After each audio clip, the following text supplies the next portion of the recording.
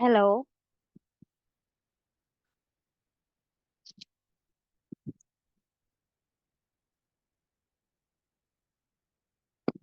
Hello, കേൾക്കുന്നുണ്ടോ?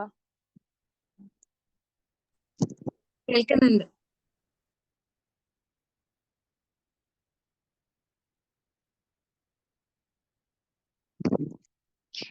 Hello everyone. എൻ്റെ പേര് സജില. ഞാൻ വിംബിൾ അക്കാദമിയുടെ കോർഡിനേറ്റർ ആണ്.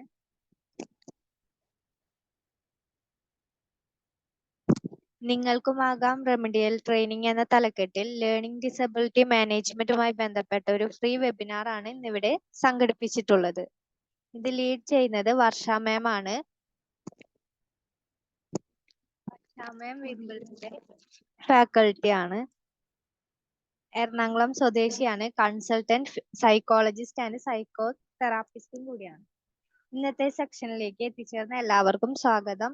ഈ ഒരു സെക്ഷൻ ലീഡ് ചെയ്യുന്നതിനായി വർഷ മാമിനെ ഞാൻ ഇൻവൈറ്റ് ചെയ്യുന്നു.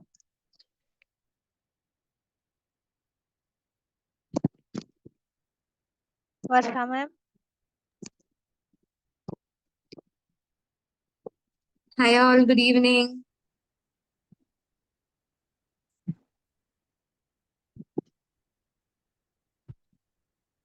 ഞാൻ ആദ്യം തന്നെ നമസ്തേ എഴുതി വിട്ടിട്ടുണ്ട് മാം. ഓക്കെ, അപ്പം ഇന്ന് നമ്മൾ ഈ ഒരു വെബിനാർ കണ്ടക്ട് ചെയ്യുന്നത് LD എന്താണ്, അതുപോലെ ഇപ്പൊ എന്തുകൊണ്ടാണ് ഈ LD കേസസ് കൂടുതലായിട്ട് വരുന്നത്, അങ്ങനെയുള്ള കാര്യങ്ങളൊക്കെ ഒന്ന് ചർച്ച ചെയ്യാനായിട്ടാണ്. അപ്പൊ LD എന്തായിരുന്നു? അപ്പൊ LD എന്താണെന്നുള്ളത് മിക്ക ആളുകൾക്കും അറിയാൻ പറ്റും അല്ലെ? ലേണിംഗ് ഡിസബിലിറ്റി എന്താണ് LD എന്ന് പറഞ്ഞാൽ? അതൊരു ന്യൂറോ ഡെവലപ്മെന്റൽ കണ്ടീഷൻ ആണ് അല്ലെ? നമ്മുടെ ബ്രെയിന് സാധാരണ ആയിട്ടുള്ള കാര്യങ്ങൾ എങ്ങനെയാണോ പ്രോസസ് ചെയ്യുന്നത് അതില് ചില വ്യത്യാസങ്ങൾ ഉണ്ടാവും. ഓക്കെ, ഞാൻ എന്നെ ഒന്നുകൂടി ഒന്ന് ഇൻട്രൊഡ്യൂസ് ചെയ്യാവേ. എന്റെ പേര് മ്യൂട്ട് ചെയ്യാമോ സസ്ല? ഓക്കെ, ഇപ്പോ എന്റെ പേര് വർഷ എന്നാണ്. ഞാൻ കൺസൾട്ടന്റ് സൈക്കോളജിസ്റ്റ് ആണ്, സൈക്കോതെറാപ്പിസ്റ്റ് ആണ്, റെമഡിയൽ ട്രെയിനർ ആണ്. എറണാകുളമാണ് എന്റെ പ്ലേസ്. ഞാൻ വിൻബിളില് സൈക്കോളജിസ്റ്റ് അതുപോലെ ഫാക്കൽറ്റി ആയിട്ട് വർക്ക് ചെയ്യാണ്. ഓക്കെ, അപ്പോ നമ്മള് ലേണിംഗ് ഡിസബിലിറ്റി അതായിരുന്നു നമ്മൾ സംസാരിച്ചുകൊണ്ടിരുന്ന വിഷയം. അപ്പോ അത് എന്താ പറയാ, നമ്മള് ബ്രെയിൻ ഒരു കാര്യത്തിനെ പ്രോസസ് ചെയ്യുന്ന രീതി ഉണ്ടല്ലോ, ആ രീതിയിൽ എന്തുണ്ടാവും, അതിൽ വ്യത്യാസങ്ങൾ ഉണ്ടാവും. ഇപ്പോ നമ്മളിപ്പോ കാണുന്ന, ഇപ്പൊ നമ്മളൊരു റൈറ്റിംഗ് കണ്ടു എന്ന് വിചാരിച്ചു. നമ്മൾ ആ റൈറ്റിംഗ് കാണുമ്പോൾ നമ്മൾ മനസ്സിലാക്കുന്ന രീതിയിൽ നമ്മളെല്ലാവരും കറക്റ്റ് ആയിട്ട് എഴുതിയിരിക്കുന്നത് എന്താണെന്ന് നമ്മൾ വായിക്കും ഇല്ലേ? അത് തന്നെ ഡിസ്ലെക്സിയ. അപ്പൊ നമ്മൾ കറക്റ്റ് ആയിട്ട് നമ്മൾ വായിക്കും. പക്ഷെ ചില ആളുകൾ എങ്ങനെയാ, അവര് വായിക്കുന്ന സമയം കുറെ തെറ്റ് പറ്റിയിട്ടൊക്കെ ആയിരിക്കും വായിക്കണേ. അപ്പൊ നമ്മൾ കരുതും നമ്മൾ ഈ കാണുന്ന ലെറ്റേഴ്സ് എന്നല്ലേ ഇവർ ഈ കണ്ടോണ്ടിരിക്കണേ, പിന്നെ ഇതെന്ത് ഇവർക്ക് വായിക്കാൻ പറ്റാത്ത, ഇത്രയും നാള് പ്രാക്ടീസ് ചെയ്തെന്ന് പറഞ്ഞിട്ട് ഇവർ ഇതെന്ത് ഈ വായിക്കണേന്നൊക്കെ നമ്മൾ കരുതും. പക്ഷെ ആക്ച്വലി നമ്മൾ നോക്കിക്കഴിഞ്ഞിട്ടുണ്ടെങ്കിൽ സ്റ്റഡീസ് അനുസരിച്ച് പറയുന്നത്, നമ്മൾ കാണുന്ന ലെറ്റേഴ്സ് ഇല്ലേ, നമ്മളൊരു ലെറ്റർ കാണുമ്പോൾ എങ്ങനെ ഫുൾ ആയിട്ട് നമ്മൾ കാണും. N കാണും, M കാണും, A കാണും, B കാണും, എല്ലാം നല്ല കറക്റ്റ് ആയിട്ട് വ്യക്തമായിട്ടായിരിക്കും നമ്മൾ കാണും. പക്ഷെ ഇവരെ സംബന്ധിച്ച് അവർ ആ ഒരു ഇമേജ് കാണുന്ന സമയത്ത് അവർക്കത് ക്ലിയർ ആയിട്ട് മനസ്സിലാവില്ല. അവർ പ്രോസസ് ചെയ്യുന്നതിൽ അവർക്ക് ബുദ്ധിമുട്ടുണ്ടാവും. അപ്പൊ അതൊരിക്കലും കണ്ണിന്റെ പ്രശ്നങ്ങൾ കൊണ്ടിട്ടല്ല, പകരം ബ്രെയിൻ ആ ഒരു കാര്യത്തിനെ പ്രോസസ് ചെയ്യുന്ന രീതിയിൽ എന്തായിരിക്കും, അവർക്ക് വ്യത്യാസം ഉണ്ടാവും. അപ്പൊ നമ്മൾ നോക്കിക്കഴിഞ്ഞാൽ ഈ ലേണിംഗ് ഡിസബിലിറ്റി നമുക്ക് 3 ടൈപ്പ് ആയിട്ട് പറയാം അല്ലെ? ഡിസ്ലെക്സി ഉണ്ട്, പിന്നെ ഡിസ്ഗ്രാഫി ഉണ്ട്, ഡിസ്കാൽക്കുലി ഉണ്ട്. എല്ലാവർക്കും അറിയാവുന്ന കാര്യങ്ങൾ തന്നെയാണ്. നമ്മളതൊരു റീക്യാപ്പ് ആയിട്ട് എടുക്കും. എന്തോ ഡിസ്പ്രാക്സിയ നമ്മളില്ലേ ഇതിന്റെ കൂടെ പറയും. പക്ഷെ ഡിസ്പ്രാക്സിയ ഒരു ഡെവലപ്മെന്റൽ കോർഡിനേഷൻ ഡിസോർഡറിന്റെ ന്യൂറോണിന്റെ പ്രശ്നമല്ലേ? ഇതെല്ലാം ന്യൂറോ ഡെവലപ്മെന്റൽ ഇഷ്യൂല് വരുന്നത് തന്നെയാണ്, കോർഡിനേഷന്റെ ബന്ധപ്പെട്ട്. ഓക്കെ, അപ്പോ ഡിസ്ലെക്സിയ, ഡിസ്കാൽക്കുലിയ, ഡിസ്ഗ്രാഫിയ ആണ് വരുന്നത്. പിന്നെ നമ്മൾ ഡിസ്പ്രാക്സിയ പറയും. കാരണം എന്താന്ന് വെച്ചാൽ ഡിസ്പ്രാക്സിയ എന്ന് പറഞ്ഞിട്ടുണ്ടെങ്കിൽ ഈ മോട്ടോർ കോർഡിനേഷൻ നമ്മളുടെ ചെറിയ മസിൽസും വലിയ മസിൽസ് ഒക്കെ ഇല്ലേ, ചെറിയ മസിൽസ് നമ്മൾ ഫിംഗേഴ്സിലൊക്കെ ഉള്ളത് അത് നമ്മൾ ഫൈൻ മോട്ടോർ സ്കിൽസ് അങ്ങനെയൊക്കെ നമ്മൾ പറയാം, ഫൈൻ മോട്ടോർ മസിൽസ്. അപ്പൊ ഇതിലൊക്കെ ചിലപ്പോൾ ബുദ്ധിമുട്ടുകൾ ഉണ്ടാവും. അപ്പൊ അങ്ങനെ ബുദ്ധിമുട്ടുകൾ വരുമ്പോൾ അവർക്ക് പതുക്കെ നമ്മൾ ക്ലാസ്സിൽ പഠിപ്പിക്കുന്ന കാര്യങ്ങളും അവരുടെ ലേണിങ്ങിനൊക്കെ അത് എഫക്ട് ചെയ്യാൻ തുടങ്ങും. അപ്പൊ ഡിസ്പ്രാക്സി ഉള്ള കുട്ടിയും ഈ ഒരു ലേണിംഗ് ഡിസബിലിറ്റിയിലേക്ക് വരാനുള്ള ചാൻസ് കൂടുതലാണ്. പക്ഷെ SLDന്റെ അണ്ടറിൽ നമ്മൾ ഡിസ്ലെക്സിയ, ഡിസ്കാൽക്കുലിയ, ഡിസ്ഗ്രാഫിയ ആണ് വരുന്നത്. ഓക്കെ, അപ്പൊ ഡിസ്ലെക്സി എന്തായിരുന്നു? നമുക്ക് വായനയിലുള്ള ബുദ്ധിമുട്ടുകളാണ് ഡിസ്ലെക്സിയയിൽ വരുന്നത്. അതെ തന്നെ, നമ്മള് വായിക്കുന്നതിലുള്ള ബുദ്ധിമുട്ടുകളാണ് അല്ലെങ്കിൽ അത് മാത്രമല്ല നമ്മൾ പറഞ്ഞു ഈ വായനയിൽ തന്നെ നമ്മളിപ്പോ ഒരു ടെക്സ്റ്റ് വായിക്കാൻ കൊടുത്തു കഴിഞ്ഞാൽ അവര് വായിക്കുന്ന സമയത്ത് നമ്മളൊന്ന് നമ്മൾ വായിക്കാൻ കൊടുത്തിട്ടേ നമ്മളൊന്ന് അങ്ങോട്ടും ഇങ്ങോട്ടൊക്കെ തിരിഞ്ഞിരിക്കുന്ന സമയത്ത് ഇവര് വായിക്കുന്നതില് കുറെ കാര്യങ്ങളൊന്നും ടെക്സ്റ്റിൽ ഇല്ലാത്തതായിരിക്കും. എക്സ്ട്രാ ഇവര് പുറത്തുനിന്ന് ആഡ് ചെയ്തിട്ട് വായിക്കുന്നുണ്ടാവും. ചിലത് വായിക്കുന്ന സമയത്ത് അതിന്റെ ഉള്ളിലുള്ള കാര്യങ്ങളൊന്നും ഉണ്ടാവില്ല, കുറെയൊക്കെ മിസ് ചെയ്തിട്ടായിരിക്കും വായിക്കുക. ചിലത് ഒട്ടും വായിക്കാൻ പറ്റാതെ ഭയങ്കര പതുക്കെ ആയിരിക്കും, ഭയങ്കര സ്ലോ ആയിട്ടായിരിക്കും വായിക്കണേ. അപ്പോ അങ്ങനെയുള്ള പ്രശ്നങ്ങൾ ഉണ്ടാവാറുണ്ട്. അപ്പൊ പൊതുവേ നമ്മൾ നോക്കിക്കഴിഞ്ഞാൽ വായനയായിട്ട് ബന്ധപ്പെട്ടുള്ളതാണ് ഈ ഡിസ്ലെക്സിയയിൽ വരുന്നതെന്ന് നമ്മൾ പറയാറുണ്ട്. അപ്പൊ അതിൽ നമ്മൾ ചില സമയങ്ങളിൽ നോട്ടീസ് ചെയ്ത് പോവാത്തൊരു സൈഡാണ് കോംപ്രിഹെൻഷന്റെ സൈഡ്. അപ്പൊ നമ്മൾ ഈ കുട്ടികളെ കഥയൊക്കെ നമ്മൾ ഒരു കഥ വായിച്ച് നമ്മൾ കൊടുത്തിട്ട് അവരോട് നമ്മൾ പറയണം ഇതിന്റെ ഒന്ന് സമ്മറി പറഞ്ഞുതരുമോ എന്ന് ചോദിക്കുമ്പോഴാണ് ശരിക്കും പറഞ്ഞാൽ അതിന്റെ ഒരു ചിലപ്പോൾ ടെക്സ്റ്റ് പിന്നെയും അവർ വായിക്കുന്നുണ്ട്, പക്ഷെ ഇപ്പുറത്തെ സൈഡ് കോംപ്രിഹെൻഷൻ നോക്കുമ്പോൾ ഭയങ്കര ഡിഫിക്കൽട്ടി അനുഭവിക്കുന്ന കുട്ടികളുണ്ട്. നമ്മൾ കഥ പറഞ്ഞ് ആ ഒരു ടൈം നമ്മൾ നിർത്തി അപ്പൊ തന്നെ നമ്മൾ കഥ ചോദിച്ചാലും ഇവർക്ക് പെട്ടെന്ന് പറയാനായിട്ട് കിട്ടില്ല, അല്ലെങ്കിൽ മൊത്തത്തിൽ മാറ്റിയായിരിക്കും ഇവരത് പറയാ. നമ്മൾ എന്തെങ്കിലും ഒരു ചെറിയ കഥ വായിച്ചിട്ട് നമ്മൾ കോംപ്രിഹെൻഷന്റെ ക്വസ്റ്റ്യൻസ് ഒക്കെ ഉണ്ടാവില്ലേ, അതുപോലെ നമ്മൾ ചോദിക്കുന്ന സമയം അവർക്ക് അതൊന്നും എക്സ്പ്ലെയിൻ ചെയ്യാനായിട്ട് പറ്റുന്നുണ്ടാവില്ല. അപ്പൊ അതൊക്കെ ഈ ഡിസ്ലെക്സിയയിൽ വരുന്ന പ്രശ്നങ്ങളാണ്. ഇനി നമ്മൾ ഡിസ്ഗ്രാഫിയ നോക്കിയാൽ എന്താണ്? അത് നമ്മളുടെ എഴുത്തുമായിട്ട് വരുന്ന പ്രശ്നങ്ങളാണ് ഡിസ്ഗ്രാഫിയയിൽ വരാം. എന്ന് വെച്ചാൽ എഴുതുമ്പോ ഇപ്പൊ നമ്മളൊരു പേപ്പർ കൊടുത്തിട്ടേ ഇപ്പൊ ഇതിന്റെയൊക്കെ ഒരു അസസ്മെന്റിനില്ലേ, നമ്മൾ സാധാരണ ഈ വരയിട്ട പേപ്പറിൽ എഴുതിക്കില്ലേ, നമ്മൾ പറയും നിങ്ങളൊരു A4 ഷീറ്റ് എടുത്തിട്ട് എഴുതുന്നു പറയും. നമ്മൾ സാധാരണ ഒരു ഇൻഫോർമൽ ഒരു അസസ്മെന്റ് നടത്തുമ്പോൾ നമ്മൾ അങ്ങനെയാണ് പറയാ. കാരണം എന്താന്ന് വെച്ചാൽ അവരാ വരയില്ലാത്ത പേപ്പറിൽ എങ്ങനെ എഴുതുന്നു ഉള്ളത് നമ്മൾ അറിയണം. അപ്പൊ അവരുടെ പേപ്പർ നമ്മൾ നോക്കിക്കഴിഞ്ഞാൽ അറിയാൻ പറ്റും. നമ്മളൊരു വലിയൊരു A4 ഷീറ്റ് കൊടുത്തെന്ന് വിചാരിച്ചു, ഈ A4 ഷീറ്റിന്റെ ഏറ്റവും മൂലയിൽ മാത്രം ഒരു കുറച്ച് എഴുതി വെച്ചിട്ടുണ്ടാവും. അത് നമ്മൾ പ്രത്യേകം എടുത്ത് പറഞ്ഞിട്ടുണ്ടാവും, മോനെ ക്യാപിറ്റൽ ലെറ്റേഴ്സിൽ എഴുതണം കേട്ടോ എന്നൊക്കെ നമ്മൾ ആദ്യമേ പറഞ്ഞിട്ടുണ്ടാവും. പക്ഷെ ഇവർ എഴുതി വരുമ്പോഴേക്കും മിക്സ്ഡ് ആയിട്ടായിരിക്കും ഇവർ എഴുതിയിട്ടുണ്ടാവുക. അപ്പൊ നമ്മൾ ഇവരോട് നോക്കിയിടാ ഇത് ബിഗ് ലെറ്റർ അല്ലേ, ഇത് സ്മോൾ ലെറ്റർ അല്ലേ എഴുതിയേക്കുന്നത് എന്നൊക്കെ പറഞ്ഞാലും എന്ന് പറഞ്ഞിട്ട് അവര് വായിക്കും, എന്നിട്ട് അത് തിരുത്തും. പിന്നെയും നമ്മൾ ഒരു പ്രാവശ്യം കൂടെ എഴുതാൻ പറഞ്ഞാലും നമ്മൾ ഓൾറെഡി ഇവിടെ തിരുത്തി കഴിഞ്ഞാലും ചിലപ്പോൾ ആ ടൈം തന്നെ നമ്മൾ പിന്നെയും എഴുതാൻ പറഞ്ഞാൽ പിന്നെയും മിക്സ്ഡ് ആയിട്ടായിരിക്കും ഇവർ എഴുതുന്നുണ്ടാവുക. പിന്നെ നമ്മൾ നോക്കി കഴിഞ്ഞിട്ടുണ്ടെങ്കിൽ കാണാൻ പറ്റും അവരുടെ പേപ്പറിൽ ഫുൾ ഇങ്ങനെ വെട്ടും കുത്തായിരിക്കും. കാരണം മിക്കപ്പോഴും മിസ്റ്റേക്സ് ഇവരിങ്ങനെ ഉണ്ടാക്കിക്കൊണ്ടേയിരിക്കും. ഓക്കെ, അപ്പൊ നമ്മൾ എന്തെങ്കിലും ഒരു വേർഡ് പറയുന്ന സമയം അവർക്ക് എഴുതാൻ പറ്റുന്നില്ല എന്ന് വെച്ചാൽ അവർക്ക് സാധാരണ നമ്മൾ പറയും ഡിസ്ലെക്സി ഉള്ള കുട്ടിക്ക് ഡിസ്ഗ്രാഫിയ ഉണ്ടാവാനുള്ള ചാൻസ് ഉണ്ട്, ഡിസ്ഗ്രാഫിയ ഉള്ള കുട്ടിക്ക് ഡിസ്ലെക്സിയം ഉണ്ടാവാനുള്ള ചാൻസ് ഉണ്ട്. കാരണം അവർക്ക് ലെറ്റേഴ്സ് ഐഡന്റിഫൈ ചെയ്യാനും അതിന്റെ സൗണ്ട് അനുസരിച്ച് എഴുതാനും ഒന്നും ചിലപ്പോൾ പറ്റുന്നുണ്ടാവില്ല. പിന്നെ നമ്മൾ ഇംഗ്ലീഷിൽ നോക്കിക്കഴിഞ്ഞിട്ടുണ്ടെങ്കിൽ ഡിസ്ഗ്രാഫിയ എന്ന് പറയുമ്പോൾ മറ്റേ ലെറ്റേഴ്സ് മിസ് ആവുന്നതിന്റെ അല്ലേ? ലെറ്റേഴ്സ് അക്കങ്ങള് തമ്മിൽ മാറിപ്പോകുന്നത്, നമ്പേഴ്സ് മാറിപ്പോകുന്നതൊക്കെ. എഴുത്തില് എന്ത് മാറിപ്പോയാലും അഡീഷൻ ആയിട്ട് നമ്മൾ എഴുതില്ലേ, ആഡ് ചെയ്ത് എഴുതുക അല്ലെങ്കിൽ മിസ് ചെയ്ത് എഴുതുക, അതൊക്കെ ഡിസ്ഗ്രാഫിയയിൽ വരുന്നതാ. എഴുത്തുമായിട്ട് ബന്ധപ്പെട്ട് വരുന്ന എല്ലാം ഡിസ്ഗ്രാഫിയയിലാ വരുന്നത്. അവര് ചിലപ്പോ ഇങ്ങനെ പ്ലേസ് ഒക്കെ തെറ്റിച്ചൊക്കെ എഴുതേ. ഇപ്പൊ നമ്മൾ ക്യാറ്റ് എന്ന് പറഞ്ഞിട്ട് CAT ക്യാറ്റ് ആണല്ലോ, ക്യാറ്റ് എന്ന് എഴുതാൻ പറയുമ്പോ ചിലപ്പോ CTA എന്നൊക്കെ എഴുതി വെക്കും. എന്നുവെച്ചാൽ ചിലപ്പോ പൊസിഷൻ മാറിപ്പോകും. അവർക്ക് ഏകദേശം സ്പെല്ലിംഗ് അറിയാമെങ്കിൽ അവർ ബൈ ഹാർട്ട് ചെയ്തായിരിക്കും പഠിക്കുന്നത് തന്നെ, പക്ഷെ എഴുതുമ്പോ ചിലപ്പോ ഈ പൊസിഷൻ മാറിപ്പോ. നമ്പേഴ്സിന്റെ കാര്യത്തിലാണെങ്കിലും 24 എന്ന് ഞാൻ പറഞ്ഞ 42 എന്നായിരിക്കും ആള് എഴുതുന്നുണ്ടാവുക.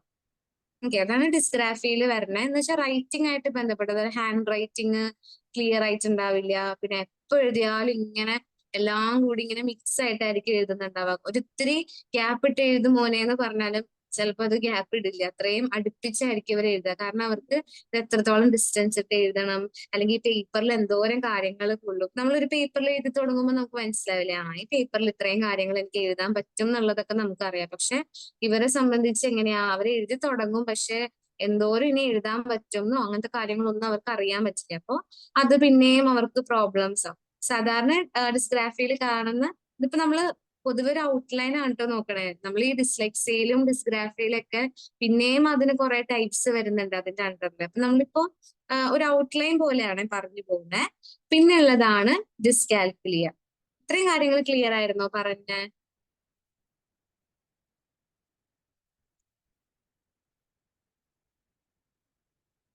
ക്ലിയർ ആയിരുന്നോ എന്നൊന്ന് പറയാമോ?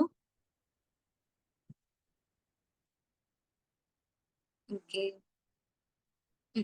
പിന്നെ നമ്മള് സാധാരണ കാണുന്ന എന്താ, ഡിസ്കാൽക്കുലിയ എന്നുള്ളത്. അപ്പൊ അത് എന്തിൽ വരുന്ന ബുദ്ധിമുട്ടാ? മാത്സ് ആയിട്ട് ബന്ധപ്പെട്ട് കണക്കിൽ വരുന്ന ബുദ്ധിമുട്ടാ. അപ്പൊ നമ്മളിങ്ങനെ ഒരു ബുക്ക് എടുത്തു കൊടുത്തിട്ട് 2+3 എത്രയാണ്, 4+5 എത്രയാണ്, അപ്പൊ അതിന് ആൾ ഉത്തരം എഴുതുന്നില്ല. ഉത്തരം എഴുതാണ്ട് വന്നാൽ അത് മാത്രമല്ല ഡിസ്കാൽക്കുലിയയിൽ വരാം. പകരം എന്താ, ഈ കണക്ക് കൂട്ടേണ്ട എല്ലാ സന്ദർഭങ്ങളും നമ്മൾ ഇപ്പൊ സമയം നോക്കാനായിട്ട് പഠിച്ചിട്ടില്ല. ഒരു 7ാം ക്ലാസ്സിൽ 8ാം ക്ലാസ്സിൽ പഠിക്കുന്ന കുട്ടിക്ക് സമയം ഐഡന്റിഫൈ ചെയ്യാൻ പറ്റുന്നില്ല, ക്ലോക്ക് നോക്കി മനസ്സിലാവുന്നില്ല. അല്ലെങ്കിൽ ഇതിന്റെ ഒരു വേറൊരു കേസിലെ എന്ന് വെച്ചാൽ, ഞാൻ കഴിഞ്ഞ നമുക്ക് വിംബിൾ അക്കാഡമിയുടെ ഒരു ഫ്രീ വെബിനാർ ഉണ്ടായിരുന്നു, ഈ LD കുട്ടികൾ ഫേസ് ചെയ്യുന്ന ഇമോഷണൽ ചാലഞ്ചസിന്റെ. അപ്പൊ അതില് നമ്മൾ പറഞ്ഞതായിരുന്നു, ഡിസ്കാൽക്കുലി ഉള്ള കുട്ടികൾക്ക് അതിലൊരു പാരന്റ് വന്ന് പറഞ്ഞൊരു കാര്യമാണ്, ആൾക്ക് ഇങ്ങനെ എപ്പോ നോക്കിയാലും വണ്ടി ഇടിക്കാൻ പോകും എന്നുള്ളത്. എപ്പോ നോക്കിയാലും വണ്ടി ഇടിക്കാൻ പോകും, ഇനി ഇവള് മനഃപൂർവ്വം വണ്ടി വരുമ്പോഴത്തേക്കും പോവാണോ എന്നൊക്കെയുള്ള സംശയങ്ങൾ പറഞ്ഞു. അപ്പൊ ഇപ്പുറത്തെ സൈഡ് നോക്കിക്കഴിഞ്ഞാൽ അങ്ങനത്തെ ഒരു പ്രശ്നങ്ങളും ഇല്ല, പക്ഷെ ആൾക്ക് ഡിസ്കാൽക്കുലി ഉണ്ട്. അപ്പൊ ആൾക്ക് എന്ത് ചെയ്യാൻ പറ്റുന്നില്ല, ഈ വണ്ടി വരുന്ന സമയം ഈ വണ്ടി എത്ര സ്പീഡിലാ വരണേ, ഇതെന്നെ ഇടിക്കുവോ, അല്ലെങ്കിൽ ഞാൻ എത്ര പെട്ടെന്ന് ഇവിടുന്ന് ക്രോസ് ചെയ്യണം, അങ്ങനെയുള്ള കാര്യങ്ങളൊന്നും അവർക്ക് അറിയാനായിട്ട് പറ്റില്ല. എന്ന് വെച്ചാൽ ഡിസ്കാൽക്കുലി ആണല്ലോ, അവർക്ക് ഇത് എങ്ങനെയാണ് ടൈം കാൽക്കുലേറ്റ് ചെയ്യേണ്ടത് മനസ്സിലാവണില്ല. ചില കുട്ടികളുണ്ട്, അവര് ഉറക്കത്തിൽ എണീപ്പിക്കുക, രാവിലെ സ്കൂളിൽ പോകണ്ടേ എണീക്കെന്ന് പറഞ്ഞിട്ട് എണീക്കുമ്പോ നമ്മൾ പറയാ, നീ സമയം നോക്ക്, ക്ലോക്കിലേക്ക് ഒന്ന് നോക്ക്, 8:30 സ്കൂൾ ബസ്, നീ 8:20 നീ എഴുന്നേറ്റിട്ടില്ല, നീ എപ്പോ സ്കൂളിൽ പോവാനാന്നൊക്കെ പറഞ്ഞ് നമ്മള് വഴക്കുണ്ടാക്കാന്ന് വിചാരിച്ചു. പക്ഷെ അത് ഭയങ്കര സിമ്പിൾ ആയിട്ട് എടുക്കണം. അപ്പൊ നമ്മളുടെ മനസ്സിലേക്ക് എന്ത് വരും, ഇവനൊരു അനുസരണം, എന്ത് പറഞ്ഞാലും ഇവൻ കേൾക്കുന്നില്ല, ഒരു ഇത്തിരിയെങ്കിലും ഇത്തിരിയെങ്കിലും എന്നോട് സ്നേഹമുണ്ട്, അല്ലെങ്കിൽ ഇത്തിരിയെങ്കിലും അവനെ കുറച്ച് കാര്യബോധം ഉണ്ടായിരുന്നെങ്കിൽ ഇപ്പോഴെങ്കിലും അവൻ എണീക്കില്ലേ. ഈ സ്കൂൾ ബസ് വരുന്ന സമയമായിട്ട് പോലും ആൾ എണീറ്റിട്ടില്ല എന്ന് ചില പാരന്റ്സ് കംപ്ലൈന്റ് ചെയ്യും. പാരന്റ്സ് അവരോട് വഴക്ക് പറഞ്ഞാലും അവർക്ക് അത് അത്ര സീരിയസ് ആയിട്ട് അവർ എടുക്കുന്നില്ല. ആ സീരിയസ് ആയിട്ട് എടുക്കാത്തതിന്റെ പിന്നിൽ എന്താണെന്ന് നമ്മൾ കുറച്ചും കൂടെ ഒന്ന് അന്വേഷിച്ച് പോയിട്ടുണ്ടെങ്കിൽ, ആ പറഞ്ഞ കുട്ടികളില്ലേ, അതിൽ കുറച്ചു പേർക്കെങ്കിലും ഈ ഡിസ്കാൽക്കുലി ഉണ്ടാവും. എന്താന്ന് വെച്ചാൽ ഇവർക്ക് ഈ സമയം കാൽക്കുലേറ്റ് ചെയ്യാൻ പറ്റില്ല. നമ്മളിപ്പോ 8:30 സ്കൂൾ ബസ് വരുന്നതിന് 8:20 പോയി ഇവരെ നമ്മൾ വിളിച്ചെഴുന്നേൽപ്പിച്ചിട്ടുണ്ട്.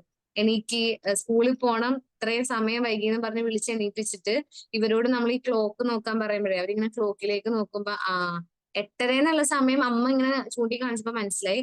പക്ഷെ 8:20 സൂചി വന്നിക്കാ, ഇനി 8:30 ആവണമെങ്കിൽ എന്തോരം നേരം ഈ സൂചി ഇങ്ങനെ കറങ്ങി വന്ന. അപ്പൊ നമ്മുടെ ഉള്ളിൽ 10 മിനിറ്റ് എന്ന് പറഞ്ഞാൽ എന്തോരം ഉണ്ടെന്ന് നമുക്കറിയാം. പക്ഷെ അവരെ സംബന്ധിച്ച് ഈ 10 മിനിറ്റ് എന്ന് പറഞ്ഞാൽ എന്തെങ്കിലും പറഞ്ഞിരുന്നോ?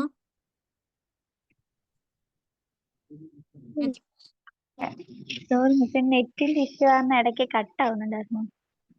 ഓക്കെ. ഇതിന്റെ റെക്കോർഡ് ഉണ്ടാവും കേട്ടോ, കട്ടായി പോയാൽ അത് കേൾക്കാം. ഓക്കെ.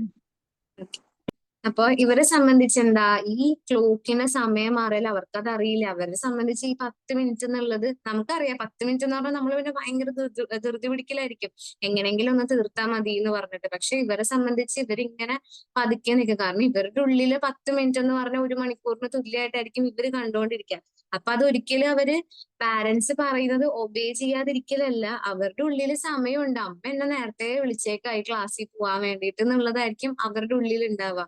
പിന്നെ ഇതും കുറച്ചും കൂടി സീരിയസ് ആയിട്ടുള്ള കണ്ടീഷനിലേക്ക് പോവുകയാണെങ്കിൽ, ഒരു കുട്ടി വന്നതിൽ ആൾക്ക് ഡിസ്കാൽക്കുലി ഉണ്ട്, പിന്നെ വേറെ കുറെ ഫാമിലി പരമായിട്ട് മദറിനും ഫാദറിനൊക്കെ സൈക്കോളജിക്കൽ ഇഷ്യൂസ് ഒക്കെ ഉള്ള ഒരു കുട്ടി ഉണ്ടായിരുന്നു. ആൾക്ക് LD ഉണ്ട്, പിന്നെ അത് മാത്രമല്ല വേറെ കുറെ പ്രശ്നങ്ങളുണ്ട്. അതില് ഈ ഡിസ്കാൽക്കുലേറ്റ് ബന്ധപ്പെട്ട് വന്നൊരു കാര്യമാണ്. ആൾക്ക് രാവിലെ എന്ന് പറഞ്ഞ എന്തോരാണെന്ന് അറിയില്ല, ഉച്ച എന്ന് പറഞ്ഞാൽ അറിയില്ല, വൈകുന്നേരം, രാത്രി ഇങ്ങനെയൊന്നും ആൾക്ക് അറിയില്ല. ഈ സമയം മാറിപ്പോകും. സമയം മാത്രമല്ല, രാവിലെ ഏതാണ് ഉച്ച ഏതാണ് അങ്ങനെയുള്ള കൺഫ്യൂഷൻസ് ഇല്ലേ, അതുണ്ട് ആൾക്ക്. ഭക്ഷണം കഴിച്ചോ എന്ന് ചോദിച്ചാൽ ആള് രാത്രി ഞാൻ കഴിച്ചു എന്നാ പറയാ, പക്ഷെ ആളുടെ രാത്രി എന്ന് ആൾ ഉദ്ദേശിക്കുന്നത് രാവിലെയാണ്. എന്നുവെച്ചാൽ അത് തമ്മിലും അവർക്ക് ഭയങ്കര കൺഫ്യൂഷനാണ്. അത് നമ്മൾ സാധാരണയായിട്ട് കാണുന്ന കുട്ടികളിലില്ല, അത് കുറച്ചും കൂടി ആ സ്റ്റേജ് കടന്നു. കാരണം അവർക്ക് ആദ്യമേ അത് കൊടുത്തില്ല, പോരാത്തതിന് മറ്റ് പ്രശ്നങ്ങളും എൻവയൺമെന്റലി നോക്കിക്കഴിഞ്ഞാൽ ആ കുട്ടി ഫേസ് ചെയ്യുന്നുണ്ടായിരുന്നു. അതുകൊണ്ട് തന്നെ ആൾക്ക് LD ഉള്ളത് ഭയങ്കര എന്താ പറയാ, ഇപ്പൊ ഉള്ള കുട്ടികൾക്കൊക്കെ ചിലപ്പോൾ മൈൽഡ് ആയിട്ടായിരിക്കും ഉണ്ടാവുക, പക്ഷെ ഇത് കുറച്ച് സിവിയർ ആയിട്ടാണ് അത് പോയിക്കൊണ്ടിരുന്നത്. അപ്പോൾ പല രീതിയിലാണ് ഈ കുട്ടികൾ അവരുടെ ഈ ലേണിംഗ് ഡിസബിലിറ്റി പുറമെ എക്സ്പ്രസ് ചെയ്യുക. ഇപ്പൊ ഡിസ്കാൽക്കുലിയ ആണെങ്കിലും അതിലും കുറെ ടൈപ്സ് വരുന്നുണ്ട്. ചില കുട്ടികൾക്ക് എങ്ങനെയാ, ഇപ്പൊ നമ്മൾ പറയില്ലേ, ചില പാരന്റ്സ് പറയില്ലേ, ഇവന് ഞാൻ എന്ത് കണക്ക് ഇട്ട് കൊടുത്താലും അവൻ ചെയ്യും. പക്ഷെ എനിക്ക് മനസ്സിലാവാത്തത് ഇവനതെന്ത് അടിപൊളിയായിട്ട് ചെയ്യുന്നതെന്ന് അറിയും. ഇത്തിരി സമയം കിട്ടിയ അപ്പൊ തന്നെ അവൻ അത് കംപ്ലീറ്റ് ചെയ്യും. പക്ഷെ ഇവനോടൊന്ന് റോട്ടിൽ പോയിട്ട് ആരെങ്കിലും ഒന്ന് ചോദിക്കുക, മോനേടാ അല്ലെങ്കിൽ ഏതെങ്കിലും ഒരു ട്യൂഷൻ ക്ലാസ്സിൽ പോയിട്ട് ടീച്ചർ ഇവനോട് ചോദിക്കുക 2+2 എത്രയെന്ന് വെച്ചാൽ അവൻ അറിയാൻ പാടില്ല ഉത്തരം. പക്ഷെ അതെന്താന്ന് എനിക്ക് അറിയണില്ല. പേപ്പറിൽ എഴുതുമ്പോ അവൻ എഴുതുന്നുണ്ട്, ചോദിക്കുമ്പോ പക്ഷെ അവൻ പറയുന്നില്ല. അതെന്തുകൊണ്ടാന്ന് അറിയോ? അതും ഈ ഡിസ്കാൽക്കുലേറ്റിന്റെ ഒരു ടൈപ്പാ. അത് നമ്മൾ വേറെ അസസ്മെന്റ് ചെയ്യുമ്പോൾ വേറെ കാര്യങ്ങളൊക്കെ ശ്രദ്ധിക്കണം. അപ്പൊ ഇതിലും വരുന്ന കാര്യം എന്ന് വെച്ചാൽ ആ കുട്ടീനെ സംബന്ധിച്ച് കാണുമ്പോൾ മനസ്സിലാവുന്നുണ്ട്, ഈ പ്ലസ് എന്നുള്ള സൈന് കാണുമ്പോൾ മനസ്സിലാവുന്നുണ്ട് ഇത് ആഡ് ചെയ്യാനാണ്, ഈ 2 നമ്പർ ആഡ് ചെയ്യണം, അങ്ങനെയുള്ളത് ആള് കാണുന്ന സമയം ആൾക്കത് മനസ്സിലാവുന്നുണ്ട്. പക്ഷെ നേരെ മറിച്ച് വേറൊരാൾ പറയുന്ന സമയം ആൾക്കത് മനസ്സിലാക്കാൻ പറ്റുന്നില്ല. കാണുമ്പോ ഇത് ഇങ്ങനെ ചെയ്യേണ്ടതാണെന്ന് ആൾക്കറിയാം, ആ ഒരു ഓപ്പറേഷൻ അങ്ങനെയാണെന്നുള്ളത് അറിയാം. പക്ഷെ ചില സമയങ്ങളിൽ മാത്സിൽ നമ്മൾ യൂസ് ചെയ്യുന്ന അഡീഷൻ, സബ്ട്രാക്ഷൻ അതുപോലുള്ള വേർഡ്സ് പറയുന്ന സമയം ആൾക്കത് മനസ്സിലാവുന്നില്ല. അത് അതിൽ വരുന്ന പ്രശ്നം. പിന്നെ എന്താ വെച്ചിട്ടുണ്ടെങ്കിൽ ഇവർക്ക് ഇങ്ങനെ അളവുകളില്ലേ, ഇപ്പൊ നമ്മളൊരു 2 ഗ്ലാസ് എടുത്ത് വെച്ചിട്ടേ 2 ഗ്ലാസ്സിലും ഈക്വൽ ആയിട്ട് വെള്ളം വെച്ച് കൊടുത്തു എന്ന് വിചാരിച്ചോ, അല്ലെങ്കിൽ ഒരു ഗ്ലാസ്സിൽ ഒരു ഇത്തിരി വെള്ളം കൂടുതലുണ്ട്, അപ്പൊ നമ്മൾ കരുതി ഇത് നമ്മൾ ചോദിക്കുകയാണ് ഇത് തമ്മിൽ എന്താ വ്യത്യാസം എന്ന് ചോദിച്ചാൽ അത് അവർക്ക് പറയാൻ പറ്റില്ല. പക്ഷെ നമ്മൾ ആ സൈഡൊന്നും നമ്മൾ നോക്കണില്ലല്ലോ, നമ്മൾ ആകെ അക്കാഡമിക് സൈഡില് മാത്സിന്റെ 2 കണക്കിട്ട് നോക്കും, എന്നിട്ട് അവരത് ചെയ്തില്ലെങ്കിൽ അതിനുള്ള കാര്യങ്ങൾ ചെയ്യും. പക്ഷെ ശരിക്കും പറഞ്ഞാൽ നമ്മൾ ഈ സൈഡൊക്കെ നോക്കേണ്ടതാ, അവർക്ക് ഈ ഡിഫറൻസ് മനസ്സിലാവുന്നുണ്ടോ.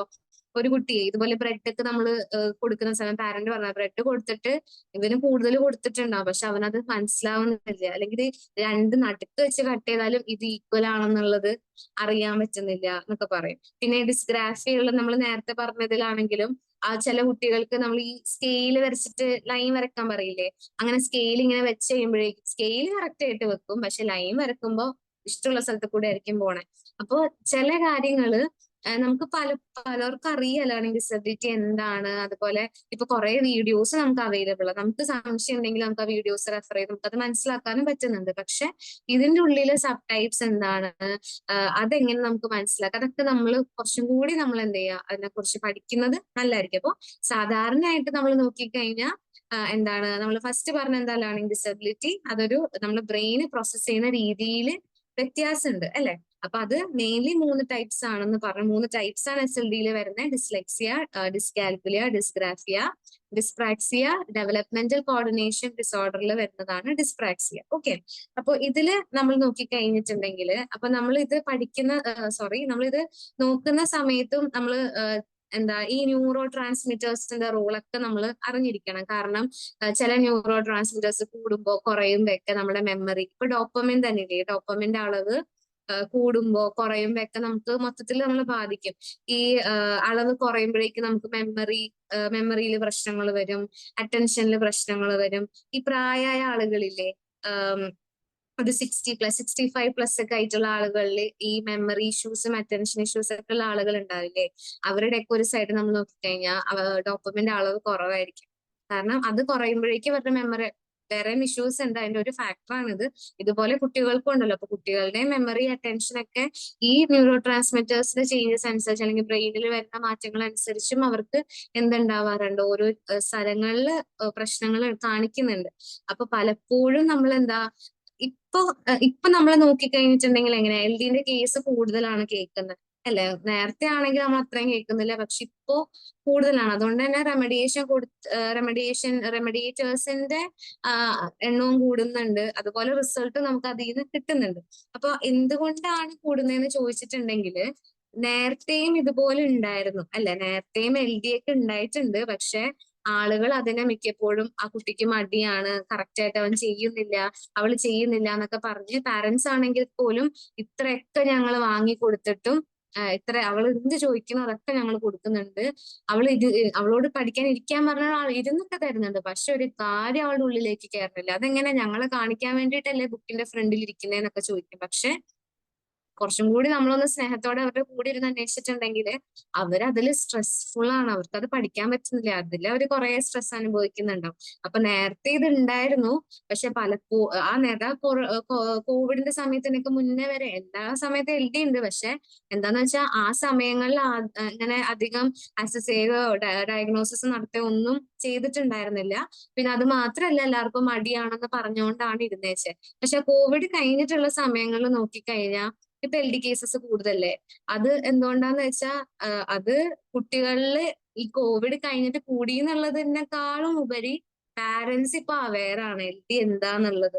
ഇപ്പൊ നേരത്തെ വരെ പാരന്റ്സിന് അറിയില്ല ലേണിംഗ് ഡിസബിലിറ്റി എന്താണെന്നുള്ളത്. പക്ഷെ ഇപ്പൊ പാരന്റ്സിന് അറിയാം എന്താണ് ലേണിംഗ് ഡിസബിലിറ്റി, അതുപോലെ എന്തൊക്കെ സിംറ്റംസ് ആണ് സാധാരണയായിട്ട് ഇത് കാണിക്കുന്നതെന്നുള്ളത് പാരന്റ്സിന് അറിയാവുന്നതുകൊണ്ട് തന്നെ അവർ എക്സ്ട്രാ ശ്രദ്ധിക്കുന്നുണ്ട്, ഓരോ കാര്യത്തില് എക്സ്ട്രാ കെയർ കൊടുക്കുന്നുണ്ട്. അങ്ങനെയുള്ളപ്പോ പാരന്റ്സ് എന്ത് ചെയ്യാണ്, അവരുടെ കുട്ടികളെയും കൊണ്ടുപോയിട്ട് ഓരോ സ്ഥലങ്ങളിൽ പോയിട്ട് അസസ്മെന്റ് എടുക്കുന്നുണ്ട്, റെമഡിയേഷൻ എടുക്കുന്നുണ്ട്. അതിന്റെ മെയിൻ കാര്യം തന്നെ അവർ അതിനെപ്പറ്റി അറിഞ്ഞു എന്നുള്ളതാ. ഒരു പക്ഷെ നേരത്തെ പാരന്റ്സ് ഇത്രയും LDനെ പറ്റിയിട്ട് അവർ അറിഞ്ഞിട്ടുണ്ടാവില്ല. അതുകൊണ്ട് തന്നെ അവർ അത്രയും സീരിയസ് ആയിട്ട് അത് എടുത്തിട്ടുണ്ടാവില്ല. കുട്ടികളുടെ മടിയാണെന്ന് പറഞ്ഞതിനെ മാറ്റി നിർത്തിയിട്ടുണ്ടാവും. പക്ഷെ ഇപ്പോ ഉള്ള പാരന്റ്സ് ഒക്കെ തന്നെയും എസ്പെഷ്യലി ആ കൊറോണയുടെ സമയത്ത് നമ്മൾ നോക്കിക്കഴിഞ്ഞിട്ടുണ്ടെങ്കിൽ എല്ലാവർക്കും ഓൺലൈൻ ക്ലാസ് ഒക്കെ ആയിരുന്നു. അപ്പൊ ഓൺലൈൻ ക്ലാസ്സിൽ ഈ കുട്ടികൾ ഓൺലൈനിൽ ഇരിക്കുകയാണല്ലോ. അങ്ങനെ നോക്കുമ്പോഴേക്കായിരിക്കും ചിലപ്പോൾ പാരന്റ്സ് ആ സമയത്തായിരിക്കും അറിഞ്ഞിട്ടുണ്ടാവുക. ഇവരിങ്ങനെ ഇരിക്കുന്നുണ്ടെങ്കിലും അവരുടെ ബുക്ക് നോക്കിയാലും ഒക്കെ തന്നെ എന്തോ ഒട്ടും പഠിക്കാത്ത പോലെ ഇരിക്കുക. പക്ഷെ എന്തോ ഡിഫറെന്റ് ആയിട്ട് പാരന്റ്സ് ചിലപ്പോൾ ഫീൽ ചെയ്തിട്ടുണ്ടാവാം. പിന്നെ അതുപോലെ നേരത്തെ ആയിരുന്നെങ്കിൽ ഈ കോവിഡ് സമയത്ത് ഇത് കൂടാനുള്ള കാരണം മറ്റൊരു വശം നോക്കിക്കഴിഞ്ഞാൽ ടീച്ചേഴ്സിന്റെ ഒബ്സർവേഷൻ ആ സമയത്ത് കുറവായിരുന്നു അല്ലെ? ടീച്ചേഴ്സ് ഓൺലൈനല്ലേ പഠിപ്പിക്കുക. അപ്പൊ കുട്ടീനെ അടുത്തിരുത്തി അവന് അവർക്ക് പറഞ്ഞു കൊടുക്കാനോ പറ്റുന്നില്ല. ഓൺലൈൻ ത്രൂ ആണ് അവർ ചെയ്തുകൊണ്ടിരിക്കുന്നത്. അപ്പൊ അവരുടെ പ്രശ്നം എന്താന്നുള്ളത്, കുട്ടികളുടെ പ്രശ്നം എപ്പോഴും നമ്മളോട് കൂടി ഇരുന്ന് അങ്ങനെ നമ്മൾ മനസ്സിലാക്കുന്നില്ല, കുറച്ചും കൂടി നമുക്ക് ഇൻഡെപ്തിൽ അറിയുള്ളൂ. അപ്പൊ ടീച്ചേഴ്സും കുട്ടികളും നമ്മൾ ഈ ഓൺലൈൻ പ്ലാറ്റ്ഫോമിൽ വന്നപ്പോഴേക്കും കുട്ടികൾക്ക് വേണ്ടത്ര ഒബ്സർവേഷൻ കിട്ടാതെ. അപ്പോ എന്ത് പറ്റി, നേരത്തെ ആണെങ്കിൽ കുട്ടികൾ എന്തെങ്കിലും വ്യത്യാസം കണ്ടു തുടങ്ങിയ ചില ടീച്ചേഴ്സിന് LD അവർക്ക് പഠിക്കാനുണ്ടെങ്കിലും ചിലപ്പോൾ ഡെപ്തിൽ അവർക്ക് അറിയുന്നുണ്ടാവില്ല. അപ്പൊ അങ്ങനെയും ടീച്ചേഴ്സ് ഉണ്ട്, LD ആണെന്ന് അറിയാത്ത ടീച്ചേഴ്സ് ഉണ്ട്. പക്ഷെ ഇപ്പോ കുറെ ടീച്ചേഴ്സ് ഒക്കെ അത് അറിയുന്നവരുണ്ട്. അപ്പൊ നേരത്തെ എന്ന് പറഞ്ഞാൽ കുട്ടി അങ്ങനെ എന്തെങ്കിലും എക്സാമിലൊക്കെ പ്രശ്നമാണ്, സ്പെല്ലിംഗ് മിസ്റ്റേക്ക് ആണെങ്കിൽ ആ ടീച്ചർ ചിലപ്പോൾ കൂടെ ഇരുന്ന് അത് കറക്റ്റ് ചെയ്യാനായിട്ട് നോക്കിയിട്ടുണ്ടാവും, അതിനെ ശ്രമിച്ചിട്ടുണ്ടാവും. പക്ഷെ ഈ കോവിഡ് വന്നു കഴിഞ്ഞപ്പോഴേക്കും അതിനെ ഒബ്സർവേഷൻ ചെയ്യാനുള്ള സമയം കിട്ടിയിട്ടില്ല. പിന്നെ അതുപോലെ ഓരോ സയൻസ് കാണിക്കാൻ തുടങ്ങിയപ്പോൾ പാരന്റ്സിന് അത് മനസ്സിലായി. പിന്നെ അവര് ശരിക്കും പറഞ്ഞാൽ ഓൺലൈൻ ക്ലാസ്സിലൊക്കെ ഒറ്റയ്ക്ക് ഇരുന്നല്ലേ അറ്റൻഡ് ചെയ്യുക. ക്ലാസ് റൂമിൽ എന്ന് പറഞ്ഞ എല്ലാവരും കൂടി ഒരുമിച്ചിരുന്ന് ഓരോ കാര്യങ്ങൾ സംസാരിക്കാനും അതൊക്കെ ഉള്ള സമയം ഉണ്ടായിരുന്നു. പക്ഷെ അവിടെ എൻവയൺമെന്റ് ഫുള്ളി നമ്മൾ നോക്കിക്കഴിഞ്ഞാൽ ഒരു ഒറ്റപ്പെട്ട് ഇരുന്നിട്ടാണ് ഈ ക്ലാസ് മൊത്തം കമ്മ്യൂണിക്കേഷൻ നടക്കുന്നില്ല. അതെ അതെ, കമ്മ്യൂണിക്കേഷൻ നടക്കുന്നില്ല. അങ്ങനെയുള്ള കാര്യങ്ങളൊക്കെ ഇവിടെ വരുന്നുണ്ട്. പിന്നെ വേറൊരു ഇതിൽ നോക്കിയാലേ പാരന്റ്സ് ഇന്റൻഷനലി അല്ല, കോവിഡ് സമയത്ത് അങ്ങനെയല്ലേ, പാരന്റ്സിന് കറക്റ്റ് നമുക്ക് ജോലിയിലൊക്കെ പ്രശ്നങ്ങളൊക്കെ ഉണ്ടായിരുന്ന ഒരു ടൈം ആണല്ലോ കോവിഡ് ടൈം. അപ്പോ പാരന്റ്സിനും അതിന്റെ പ്രഷർ ഉണ്ട്. അപ്പൊ അവർക്കുള്ള പ്രഷറും കൂടി അവരെ കുട്ടികള് ഇന്റൻഷനലി കൊടുത്തതായിരിക്കില്ല, അൺഇന്റൻഷനലി ആണെങ്കിലും കുട്ടികളിലും അത് വന്നിട്ടുണ്ടാവും. അപ്പൊ അതും എല്ലാം കൂടി ആയപ്പോഴേക്കും ഈ ഒരു കോവിഡിന്റെ സമയം അങ്ങോട്ട് കഴിഞ്ഞപ്പോഴേക്കും ആളുകളിൽ ഈ LDന്റെ കേസസ് കുട്ടികളിൽ കൂടി തുടങ്ങി. അപ്പൊ അത് നേരത്തെ അതില്ലായിരുന്നു, ഇപ്പോ ഉള്ളത് കൊണ്ടല്ല, നേരത്തെ ഉണ്ടായിരുന്നെങ്കിലും അതിനെ മിസ്ലേബിൾ ചെയ്തുകൊണ്ടിരുന്നേച്ചു. ഇപ്പോ ഉള്ളതെന്ന് വെച്ചാൽ പോസിറ്റീവ് സൈഡ് നോക്കിക്കഴിഞ്ഞാൽ ഇപ്പൊ ഉള്ള ടീച്ചേഴ്സും പാരന്റ്സും LD എന്താണ്, അതെങ്ങനെയാണ് കുട്ടികൾ കാണിക്കുന്നത്, ഇതിനെപ്പറ്റി അവെയർ ആണ്. ആ അവയർനെസ് വന്നു കഴിഞ്ഞപ്പോഴേക്കും ആണ് LD കേസസ് ഇപ്പൊ കൂടാനായിട്ട് തുടങ്ങിയത്. അപ്പോ ഇതിന്റെ ഒരു നമ്മളൊന്ന് ഏകദേശം ഒരു ഔട്ട്ലൈൻ പോലെ ഇതിന്റെ സയൻസ് നോക്കിക്കഴിഞ്ഞാൽ ഒരു 3 മുതൽ 5 വയസ്സ് വരെ ആ ഒരു ഏജ് ഒക്കെ ഇല്ലേ, അപ്പൊ ആ സമയത്തൊക്കെ നോക്കിക്കഴിഞ്ഞാൽ നമ്മൾ ചിലപ്പോൾ വിചാരിക്കുക കുട്ടി ഡെവലപ്മെന്റൽ ഡിലേ പോലെ കാണിക്കുകയാണോ എന്നൊക്കെ കരുതും. പക്ഷെ ചില സമയങ്ങളിൽ അത് LD നയിക്കുന്ന ഒന്നും ആവാനുള്ള ചാൻസ് ഉണ്ട്. ചിലപ്പോ കളേഴ്സ്, ഷേപ്പ്, ലെറ്റേഴ്സ് ഇതൊന്നും ഐഡന്റിഫൈ ചെയ്യാൻ പറ്റുന്നില്ല.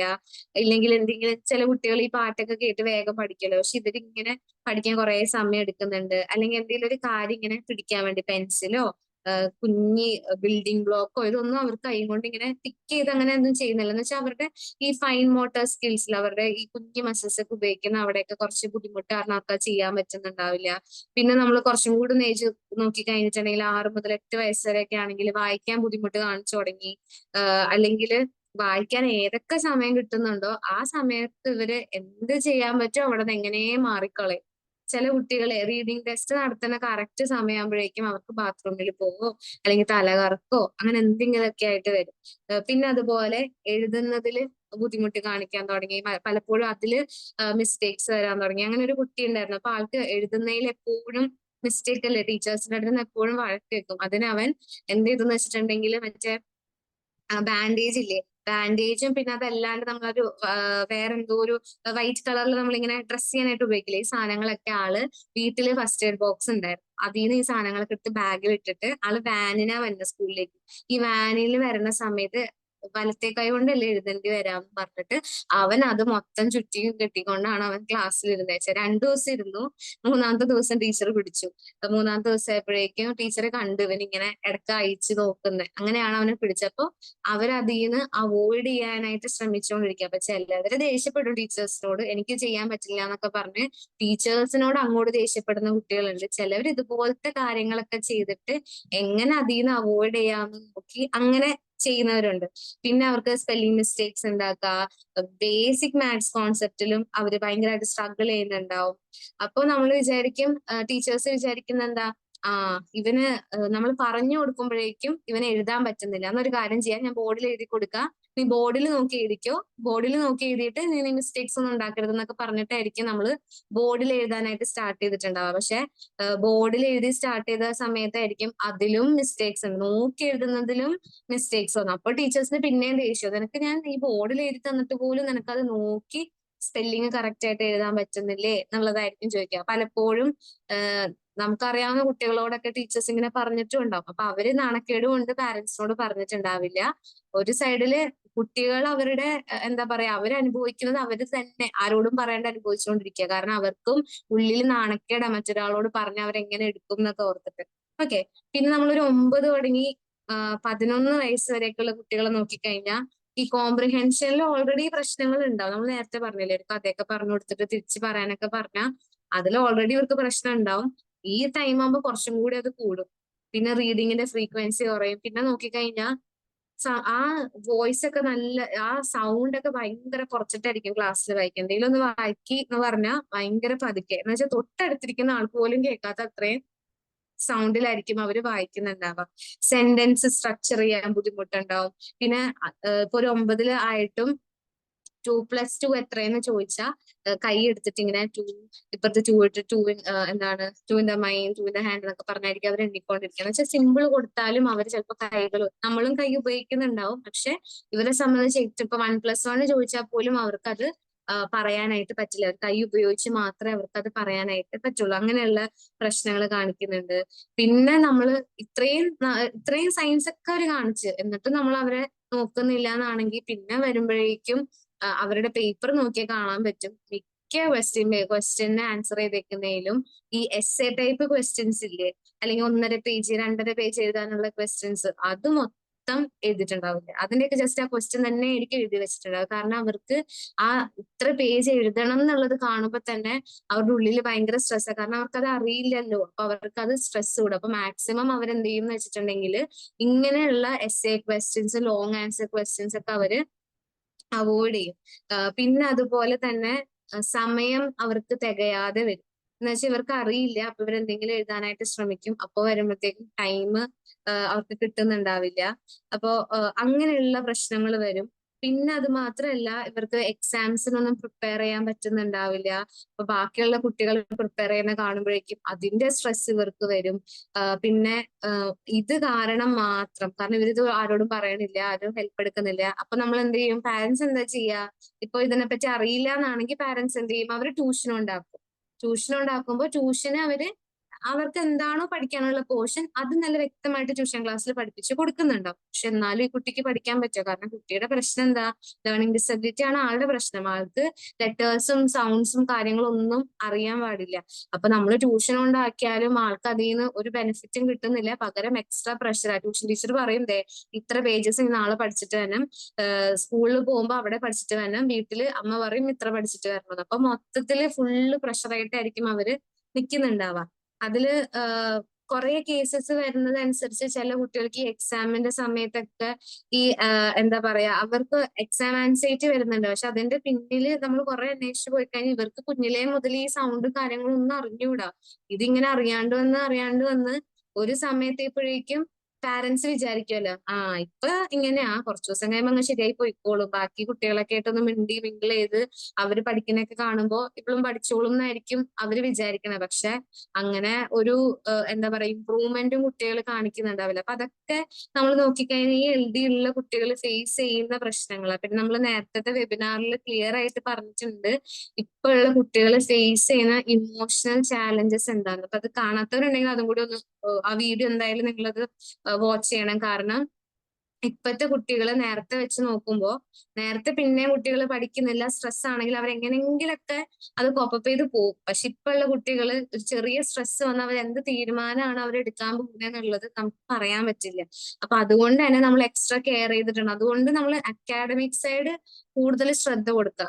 നമ്മൾ ഇപ്പൊ തന്നെ കുറെ ന്യൂസിൽ കണ്ടിട്ടില്ലേ, എത്ര കുട്ടികളാണ് ഈ അക്കാഡമിക് പ്രഷർ കാരണം മാത്രം ഓരോ സൂയിസൈഡും മറ്റു കാര്യങ്ങളൊക്കെ ചെയ്തിട്ടുള്ളത്. കാരണം നമ്മൾ നേരത്തെ കൂട്ടി അത് ഐഡന്റിഫൈ ചെയ്യാത്തതുകൊണ്ടല്ലേ. അപ്പോൾ മാക്സിമം LD ഉള്ള കുട്ടികളെയൊക്കെ നമ്മൾ നേരത്തെ ഐഡന്റിഫൈ ചെയ്യുകയും അതിനുള്ള കാര്യങ്ങൾ നമ്മൾ ചെയ്തു കൊടുക്കാൻ വേണം. റെമഡിയേഷനും കാര്യങ്ങളൊക്കെ നമ്മൾ ചെയ്തു കൊടുക്കുക. അപ്പൊ റെമഡിയേഷൻ എന്ന് ഉദ്ദേശിക്കുന്നത് എന്താ, അവര് സ്കൂളിൽ പഠിക്കാൻ പോകുന്ന കാര്യങ്ങൾ അവർക്ക് പഠിക്കാൻ പറ്റുന്നില്ല. അപ്പൊ നമ്മൾ അവര് പഠിക്കുന്ന അവർക്ക് ഏത് രീതിയിലാണോ മനസ്സിലാവുന്നത്, അവർക്ക് എന്ത് നോളേജ് ആണോ ഉള്ളത്, അവിടെ തുടങ്ങി നമ്മൾ ഏത് ബേസ് ആണോ അവർക്കുള്ളത് അവിടെ മുതലേ നമ്മൾ സ്റ്റാർട്ട് ചെയ്യാണ്.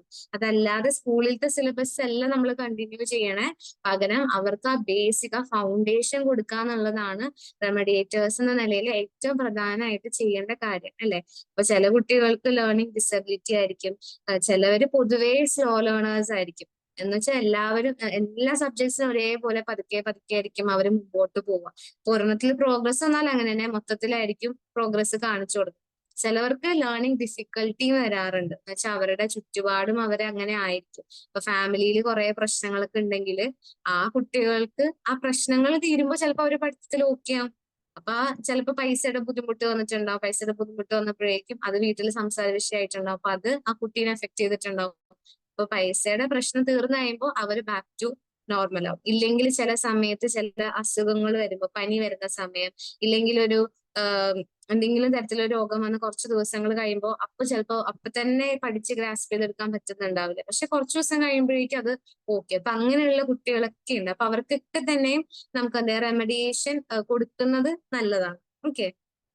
പിന്നെ നമുക്ക് ഇപ്പോ ഈ ലേണിംഗ് ഡിസബിലിറ്റി എന്നുള്ള കാര്യം ഇപ്പൊ മിക്കവർക്കും അറിയാവുന്നതാണ്. അതുകൊണ്ട് തന്നെ ഇത് പഠിക്കുന്നതും നമുക്ക് അത്രയും ഇമ്പോർട്ടന്റ് ആയിട്ടുള്ള ഒന്ന് തന്നെയാണ്. എന്ന് വെച്ചാൽ മാക്സിമം എല്ലാവരും LDനെ പറ്റി പഠിക്കുക, അത് അസസ് ചെയ്യാനും അതിന്റെ സയൻസ് കണ്ടുപിടിക്കാനും പിന്നെ അതിൽ എങ്ങനെ റെമഡിയേഷൻ കൊടുക്കണം എന്നുള്ളതൊക്കെ നമ്മൾ പഠിക്കുന്നത് നല്ലതാണ്.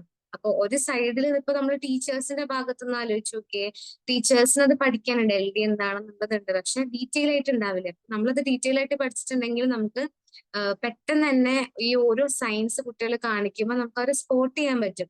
മിക്ക ടീച്ചേഴ്സിനും അതിപ്പോ അറിയാട്ടോ, മിക്ക ടീച്ചേഴ്സിനും അറിയാം. പക്ഷെ എന്താ പ്രശ്നം എന്ന് വെച്ചാൽ നമ്മൾ ആ സ്കൂളിൽ പഠിപ്പിക്കുന്ന സമയം ആ കുട്ടിക്ക് LD ആണെങ്കിൽ പോലും നമുക്ക് എക്സ്ട്രാ അവർക്ക് ആ സമയത്ത് തന്നെ എക്സ്ട്രാ ഒരു കെയർ അല്ലെങ്കിൽ എക്സ്ട്രാ അവർക്ക് വേണ്ട രീതിയിൽ നമുക്ക് പഠിപ്പിക്കാൻ പറ്റാറില്ല. അപ്പൊ നമ്മൾ എന്ത് ചെയ്യുക, അവർക്ക് വേണ്ടി വേറെ ഒരു റെമഡിയേഷൻ ക്ലാസ് പോലെ നമ്മൾ അവർക്ക് വേണ്ടി വെക്കണം. അതിന് നമ്മൾ പാരന്റ്സിനെ എഡ്യൂക്കേറ്റ് ചെയ്യേണ്ടിയിട്ട് വരും. അപ്പൊ അതിന് നമ്മൾ എന്തായാലും LD-നെ പറ്റി അറിയണം, LD പഠിക്കണം, റെമഡിയേഷൻ ചെയ്യാൻ പഠിക്കണം. അപ്പോൾ ഇത് പഠിക്കുന്ന വഴി ടീച്ചേഴ്സിനെ സംബന്ധിച്ച് നോക്കി ഇവർക്ക് ഏർലി ഐഡന്റിഫൈ ചെയ്യാനായിട്ട് പറ്റും. കുട്ടികളെ നന്നായിട്ട് ഹാൻഡിൽ ചെയ്യാൻ പറ്റും. ചില കുട്ടികൾ ഇങ്ങനെ എപ്പോഴും മിസ്റ്റേക്സ് ഉണ്ടാക്കുമ്പോൾ ടീച്ചേഴ്സിന് അത് സങ്കടമാണ്. കാരണം ടീച്ചേഴ്സിനും അവരുടെ മാനേജ്മെന്റിന്റെ ഭാഗത്തു നിന്ന്, പ്രിൻസിപ്പളിന്റെ ഭാഗത്തു നിന്നൊക്കെ അവർക്ക് മീറ്റിംഗ് കൂടുമ്പോൾ ക്ലാസ്സിൽ എത്ര കുട്ടികൾ ഫെയിലായി എന്ന് ചോദിക്കുമ്പോൾ ടീച്ചർ പറയേണ്ടി വരും ഇത്ര കുട്ടികൾ ഫെയിലായി. അപ്പോൾ പൊതുവേ വരുന്നൊരു കാര്യം ഈ ടീച്ചർ ഓക്കെ അല്ലാത്തതുകൊണ്ട് കുട്ടികൾ ഫെയിൽ ആവുന്നു എന്നുള്ളൊരു ഇമേജ് ആണ് ടീച്ചറിന് വരാം. അപ്പോൾ അതെന്തുകൊണ്ട് എന്നുള്ളത് ക്ലിയർ ആയിട്ട് പറയാൻ നമുക്ക് പറ്റും. അതുപോലെ അങ്ങനെയുള്ള കുട്ടികളെ ഐഡന്റിഫൈ ചെയ്തിട്ട്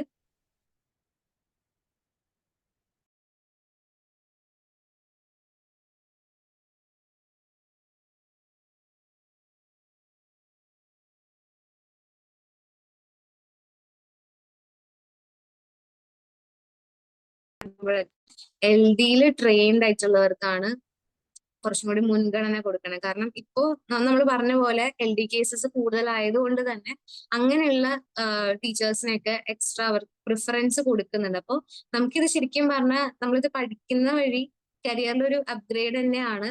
നമുക്കൊന്ന് ഇപ്പൊ എല്ലാവരും B.Ed പഠിച്ചവരുണ്ടാവും. പക്ഷെ അതിൽ നമ്മൾ ഈ ഒരു എക്സ്ട്രാ നമ്മൾ എന്ത് ചെയ്തു എന്നുള്ളതും നമ്മൾ എക്സ്പീരിയൻസും കൂടി, നമ്മൾ സർട്ടിഫിക്കറ്റ് മാത്രം വാങ്ങി വെക്കുന്നതല്ല, നമ്മൾ അതിൽ എന്ത് എക്സ്പീരിയൻസ് എന്തെന്നും കൂടി ഉണ്ടെങ്കിൽ നമുക്ക് ആ ഒരു നമ്മൾ ഇന്റർവ്യൂവിന് പോയാലും മറ്റും നമുക്ക് ആ കൂട്ടത്തിൽ നിന്നൊന്ന് വേറിട്ട് നിൽക്കാനായിട്ട് നമുക്ക് സാധിക്കും. പിന്നെ അതുപോലെ പാരന്റ്സിനാണെങ്കിലും നമുക്കറിയാം, നമ്മൾ ഈ റെമഡിയേഷൻ ആണെങ്കിലും വേറെ എന്ത് തെറാപ്പീസിനൊക്കെ പോകുന്ന സമയം പാരന്റ്സിന് എല്ലാ ദിവസവും ചിലപ്പോൾ പൈസ കൊടുക്കാനായിട്ടുണ്ടാവില്ല. നമുക്ക് എപ്പോഴും നമുക്ക് ഒരു ദിവസമൊക്കെ ആണെങ്കിൽ ഓക്കെ. പക്ഷെ ഇവർക്ക് ഈ കണ്ടിന്യൂസ് ആയിട്ട് നമ്മൾ കുട്ടിക്ക് വേണ്ടി ഇങ്ങനെ ആ റെമഡിയേഷൻ വേണ്ടി ഓരോ കാര്യങ്ങൾ ചെയ്യുമ്പോൾ നമ്മൾക്ക് ആ ഒരു എമൗണ്ട് നമ്മുടെ കയ്യിൽ ഉണ്ടാവണം എന്നില്ല. അപ്പോൾ ഈ LD റിലേറ്റഡ് ആയിട്ടുള്ള കാര്യങ്ങൾ നമ്മൾ പഠിച്ചു കഴിഞ്ഞിട്ടുണ്ടെങ്കിൽ വേറെ ആർക്കും കൊടുത്തില്ലെങ്കിൽ പോലും നമ്മളുടെ കുട്ടിക്ക് നമുക്കൊരു സപ്പോർട്ട് കൊടുക്കുക. പിന്നെ അതുപോലെ നമുക്ക് അവരെ മുമ്പിലോട്ട് എത്തിക്കാൻ പറ്റും. അത് മാത്രമല്ല, വേറെ ജോലികളൊന്നും ചെയ്യാത്തവരാണ്, നമുക്ക് പ്രോപ്പർ ആയിട്ടുള്ള നോളജ് ഇതിനെപ്പറ്റി കിട്ടി, നമ്മൾ സർട്ടിഫൈഡ് ആണെന്നാണെങ്കിൽ നമുക്ക് എന്ത് ചെയ്യാം, നമുക്ക് ഹോം ബേസ്ഡ് ആയിട്ടൊരു സപ്പോർട്ട് സെന്റർ പോലെ അല്ലെ ഒരു സപ്പോർട്ട് കൊടുക്കുക, എഡ്യൂക്കേഷണൽ സപ്പോർട്ട് നമുക്ക് കൊടുക്കാൻ പറ്റും. അതുപോലെ റെമഡിയേറ്റർ ആയിട്ട് നമുക്ക് വർക്ക് ചെയ്യാം. ഇപ്പൊ കുറെ സ്ഥലങ്ങളിലൊക്കെ ഓൺലൈൻ ഓഫ്ലൈൻ റെമഡിയേറ്റേഴ്സിനൊക്കെ ഇത് വരുന്നുണ്ട്, വേക്കൻസീസ് വരുന്നുണ്ട്. അപ്പൊ അതൊക്കെ നമുക്ക് അപ്ലൈ ചെയ്യാം. നമുക്കതൊരു ഇൻകമിന്റെ ഒരു ഭാഗവും കൂടിയാണ്. ഇപ്പൊ കൗൺസിലേഴ്സിനെ നോക്കിക്കഴിഞ്ഞാലും അല്ലെങ്കിൽ ഇപ്പോ സൈക്കോളജി പഠിച്ചിറങ്ങിയ ആളുകളെ നോക്കിയാലും നമ്മൾ ഏറ്റവും ആദ്യം വേറെ കേസുകളൊക്കെ എടുക്കുന്നതിനേക്കാളും ഏറ്റവും ആദ്യം നമ്മൾ ഈ കുട്ടികളുടെ കേസ് എടുക്കുമല്ലോ, കുട്ടികളുടെ കേസ് എടുക്കുന്നതാണ് ഏറ്റവും ആദ്യം തന്നെ നമുക്ക് നല്ലതെന്ന് മാത്രമല്ല, നമുക്ക് അവരിൽ പഠിച്ചു തുടങ്ങുമ്പോഴേക്കും നമുക്കൊരു കോൺഫിഡൻസ് നമ്മൾ തന്നെ വരാൻ തുടങ്ങും. അങ്ങനെ ഒരു ഇതുണ്ട്. പിന്നെ അതുപോലെ ഇതൊരു ശരിക്കും ഒരു സ്റ്റാർട്ടാണ് നമ്മളുടെ ആ ഒരു ബാക്കിയുള്ള കരിയറിന്റെ ഒരു ഇതിലേക്ക് പോകുമ്പോൾ ഒരു സ്റ്റെപ്പിംഗ് സ്റ്റോൺ എന്നൊക്കെ പറയില്ല, അതേപോലെയാണ് ഈ ഒരു LD പഠിച്ചിട്ടുണ്ടെങ്കിൽ നമുക്ക് അതിൽ നിന്ന് ഉണ്ടാവുന്ന ഒരു മാറ്റം എന്ന് പറഞ്ഞാൽ. കാരണം നമുക്ക് ആ കുട്ടികളെ ഹെൽപ്പ് ചെയ്യാൻ പറ്റുമ്പോൾ അവരെന്തായാലും ആ ഒരു പ്രോബ്ലത്തിലാണ്, അവരിൽ ഒരു മാറ്റം കൊണ്ടുവന്ന് കഴിയുമ്പോഴേക്കും തന്നെ നമുക്ക് മൊത്തത്തിലൊരു ഡിഫറൻസ് അവരിൽ എത്തിക്കാനായിട്ട് പറ്റും. ഓക്കെ, അപ്ലൈ ചെയ്യാൻ പറ്റും. റെമഡിയേഷൻ കഴിഞ്ഞിട്ടുണ്ടെങ്കിൽ ചെയ്യാൻ പറ്റും.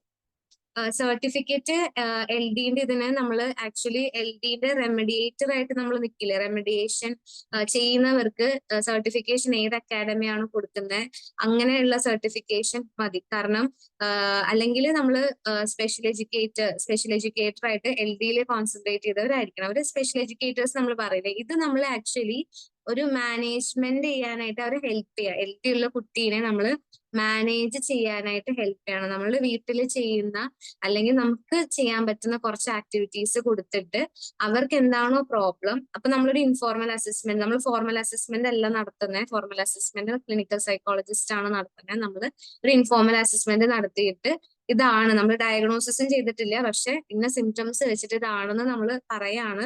ഇത് പാരന്റ്സിനോട് നമ്മൾ പറയും, നിങ്ങൾക്ക് ഒരു ഫോർമൽ അസസ്മെന്റ് ചെയ്യാൻ ഒരു ക്ലിനിക്കൽ സൈക്കോളജിസ്റ്റ് പോയി ചെയ്യാനായിട്ട് നമ്മൾ അവരോട് പറയുന്നുണ്ട്. അപ്പൊ അവര് ചെയ്ത് കഴിയുമ്പോഴത്തേക്ക് നമ്മളോട് വരും. അപ്പൊ നമുക്ക് എന്ത് ചെയ്യാം, ഇതുപോലെ അതിനെ മാനേജ് ചെയ്യാനായിട്ടുള്ള കാര്യങ്ങൾ നമ്മൾ അവർക്ക് പറഞ്ഞു കൊടുക്കുക. അപ്പൊ അതിന് നമ്മൾ റെമഡിയേഷൻ സൈഡ് ക്ലിയർ ആക്കിയാൽ മതി. ഇതിൽ എക്സ്പീരിയൻസ് കിട്ടിക്കഴിഞ്ഞിട്ടുണ്ടെങ്കിൽ നമുക്ക് റെമഡിയേഷൻ കൊടുത്തു തുടങ്ങാം. അപ്പൊ അതിന് നമുക്ക് സൈക്കോളജി ബാക്ക്ഗ്രൗണ്ട് ഉണ്ടെങ്കിൽ കുറച്ചും കൂടി നല്ലതാണ്. അതല്ലാന്നാണെങ്കിലും സ്കില്ല് നമുക്ക് ഉണ്ടാവുക. കുട്ടികളായിട്ട് പെട്ടെന്ന് റാപ്പോ ബിൽഡാക്കാൻ പറ്റണം. ഇപ്പോ ആ കുട്ടിയുടെ അമ്മ തുടങ്ങിയ സെറ്റ് വരെ പഠിപ്പിക്കുമ്പോൾ കുട്ടി ഇരിക്കുന്നില്ല. പക്ഷെ നമ്മളുടെ അടുത്ത് ഇരിക്കുന്നുണ്ടെങ്കിൽ നമ്മുടെ സ്കില്ല, നമ്മൾ പാട്ടൊക്കെ പാടി അല്ലെങ്കിൽ അവന് ഇഷ്ടമുള്ള രീതിയിലുള്ള ചിത്രങ്ങളൊക്കെ വരച്ചിരുത്തി കഴിഞ്ഞാൽ അങ്ങനെ ആൾ പഠിക്കുന്നുണ്ടെങ്കിൽ അതും ഒരു ഫോം ഓഫ് റെമഡിയേഷൻ സ്ട്രാറ്റജിയാണ്. അപ്പൊ ആൾക്ക് അതിൽ നിന്ന് ബെനിഫിറ്റ് കിട്ടുന്നുണ്ട്. ഓക്കെ, അപ്പൊ അങ്ങനെ നമുക്ക് റെമഡിയേഷൻ കൊടുക്കാം. അപ്പൊ അതിന് ആക്ച്വലി അക്കാഡമി സർട്ടിഫിക്കറ്റ് ഒക്കെ ആണെങ്കിലും അത് ഓക്കെ ആണ്. നമ്മൾ അതിൽ എങ്ങനെ ചെയ്യുന്നു എന്നുള്ളതിലാണ് കാര്യം ഇരിക്കുന്നത്. നമ്മൾ ഒരിക്കലും ഡയഗ്നോസിസ് അല്ല ചെയ്യണേ, പകരം നമ്മൾ അതിനെ മാനേജ് ചെയ്യാനായിട്ട് ചില ആക്ടിവിറ്റീസ് നമ്മൾ കൊടുക്കുന്നു. അവർക്കുള്ള പ്രോഗ്രസ് നമ്മൾ നോക്കും. അതുപോലെ വീട്ടിൽ ചെയ്യേണ്ട കാര്യങ്ങൾ എന്തൊക്കെയാണെന്നുള്ളത് നമുക്ക് പാരന്റ്സിന് പറഞ്ഞു കൊടുക്കാം. എന്നിട്ട് വീട്ടിലും പാരന്റ്സും അതിനുള്ള കാര്യങ്ങൾ അവരും ചെയ്യും. അപ്പോൾ നമ്മൾ നോക്കിക്കഴിഞ്ഞാൽ പതുക്കെയാണെങ്കിലും കുട്ടികൾക്ക് ഒരു പ്രോഗ്രസ് വരുന്നതായിട്ട് നമുക്ക് കാണാനായിട്ട് പറ്റും. ഓക്കെ, അപ്പോ ഇത്രയും കാര്യങ്ങളാണ്. അപ്പൊ നമ്മൾ ജസ്റ്റ് ഇതൊന്ന് ഡിസ്കസ് ചെയ്യാനായിരുന്നു. എന്തൊക്കെയാണ് ഈ എൽ ഡി എന്താണ്, പിന്നെ ഇപ്പൊ എന്തുകൊണ്ടാണ് എൽ ഡിന്റെ ഈ ഒരു കേസസ് കൂടുതലായിട്ട് വരുന്നത്. അപ്പൊ പലപ്പോഴും നമ്മൾ വിചാരിക്കുന്നത് ഇപ്പോഴുള്ള കുട്ടികൾക്ക് ഇത് കൂടുതലായിട്ട് വന്നുകൊണ്ടിരിക്കുന്നു എന്നുള്ള കോൺസെപ്റ്റ് ആണ്. പക്ഷെ നേരത്തെ ഉണ്ടായിരുന്നു. നേരത്തെ ഇത് അസസ് ചെയ്യാനും ഡയഗ്നോസ് ചെയ്യാനും ആരും പോയിട്ടില്ല. അതുപോലെ ആരും അവെയർ അല്ലായിരുന്നു. പക്ഷെ ഇപ്പൊ ഉള്ള കുറെ പാരന്റ്സ് അവെയർ ആയതുകൊണ്ട് തന്നെ അവരുടെ കുട്ടികളെ അവര് എത്തിക്കുന്നുണ്ട്, അസസ് ചെയ്യിപ്പിക്കുന്നുണ്ട്. അതുകൊണ്ട് തന്നെ കേസസ് കൂടുതലാണ്. അതുപോലെ തന്നെ റെമഡിയേറ്റേഴ്സും അവരുടെ എണ്ണവും ഇപ്പൊ കൂടിക്കൊണ്ടിരിക്കുകയാണ്. എനിക്ക് മെസ്സേജ് മനസ്സിലായി. എനിക്കൊന്ന് പേഴ്സണലി മെസ്സേജ് അയക്കാവോ? ഞാൻ ക്ലിയർ ചെയ്ത് തരാം കേട്ടോ. എനിക്ക് ഇത് മനസ്സിലായില്ല. ഓക്കെ, അപ്പോ ഇത്രയും കാര്യങ്ങളാണ്. ഞാൻ നമ്പർ ഇതിൽ കൊടുക്കാവേ, ചാറ്റിൽ കൊടുക്കാം. ഫൈസൽ സർ. ഹലോ, ഓഡിബിൾ ആണോ? കേൾക്കുന്നുണ്ടോ? കേൾക്കുന്നുണ്ട്. Okay, great. എന്തായാലും സന്തോഷം. ഇവിടെ വർഷ മാം എന്താണ് ലേണിംഗ് ഡിസബിലിറ്റി, അതല്ലെങ്കിൽ അത് ഇന്നത്തെ കാലത്ത് നമ്മൾ പഠിച്ചു കഴിഞ്ഞു കഴിഞ്ഞാൽ എന്തൊക്കെയാണ് അതുകൊണ്ടുള്ള മെച്ചങ്ങൾ എന്നൊക്കെ അവിടെ പറഞ്ഞു. അപ്പോൾ വെമ്പിൾ അക്കാദമിയുടെ കീഴിലായിട്ട് നമ്മൾ സംഘടിപ്പിക്കുന്ന ലേണിംഗ് ഡിസബിലിറ്റി മാനേജ്മെന്റ് കോഴ്സ്, അത് ഈ പറഞ്ഞതുപോലെ തന്നെ നമ്മൾ രണ്ട് രീതിയിൽ ഉദ്ദേശിച്ചുകൊണ്ടാണ് നമ്മളത് തുടങ്ങുന്നത്. കാരണം കേവലം അത് പഠിച്ച് ഇങ്ങനെ തിയറി പഠിച്ചിട്ട് കുറെ സർട്ടിഫിക്കറ്റ് നമ്മളിങ്ങനെ കയ്യിൽ വെക്കുക എന്നുള്ളതിനേക്കാൾ അപ്പുറത്ത് പ്രാക്ടിക്കൽ ഓറിയന്റഡ് ആയിട്ട് ഒരു കുട്ടി വന്നു കഴിഞ്ഞു കഴിഞ്ഞാൽ റെമഡിയേഷൻ കൊടുക്കാൻ പറ്റണം. അവിടെയാണ് നമ്മളുടെ വിജയം. നേരത്തെ ഇവിടെ മാം പറഞ്ഞതുപോലെ തന്നെ എത്ര കുട്ടികളുമായിട്ട് നമുക്ക് റെമഡിയേഷൻ കൊടുക്കാൻ പറ്റുന്നോ അത് ഓരോ തവണ നമ്മൾ ചെയ്യുമ്പോഴും നമുക്കതൊരു എക്സ്പീരിയൻസ് ആണ്. അപ്പൊ ആ രീതിയിൽ തന്നെ എക്സ്പീരിയൻസ്, ഒരു എക്സ്പോഷർ ഉണ്ടാക്കുക എന്നുള്ളത് തന്നെയാണ് ഈ ഒരു കോഴ്സ് വെമ്പിൾ അക്കാദമി തുടങ്ങാൻ തന്നെ നമ്മളൊരു കാരണം. അപ്പൊ അതുകൊണ്ട് തന്നെ തിയറിയോടൊപ്പം തന്നെ അസസ്മെന്റും റെമഡിയേഷനും ഉൾപ്പെടെയുള്ള രീതിയിലാണ് നമ്മൾ ആ ഒരു കോഴ്സ് നമ്മൾ രൂപപ്പെടുത്തിയിട്ടുള്ളത്. നേരത്തെ ഇവിടെ കോഴ്സ് കഴിഞ്ഞ ആരെങ്കിലും ഇവിടെ ഉണ്ടോ? ജസ്റ്റ് ഒന്ന് ഒരു ഫീഡ്ബാക്ക്, ഒരു മിനിറ്റ് കൊണ്ട് ജസ്റ്റ് ഒന്ന് പറയാമോ, എങ്ങനെ ഉണ്ടായിരുന്നു എന്നൊന്ന് പറയാമോ? അല്ലെങ്കിൽ നടത്തിക്കൊണ്ടിരിക്കുന്നവരൊന്ന് പറയോ? ഒരൊറ്റ മിനിറ്റ്. ഞാൻ റെമഡിയേഷൻ നടത്തിക്കൊണ്ടിരിക്കുകയാണ്. എനിക്ക് കിട്ടിയ കുട്ടി യാതൊരു വിധമായ LDU ഇല്ലാത്ത കുട്ടിയാണ്.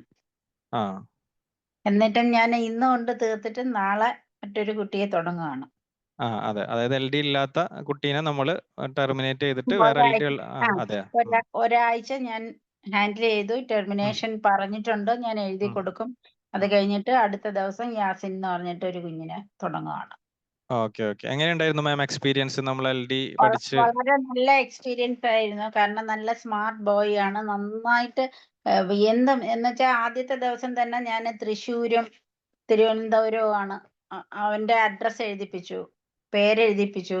അപ്പൊ അലോകിന്റെ O അടയാളത്തിന്റെ ആന്ന് വരുന്ന ആ അടയാളം വിട്ടുപോയി.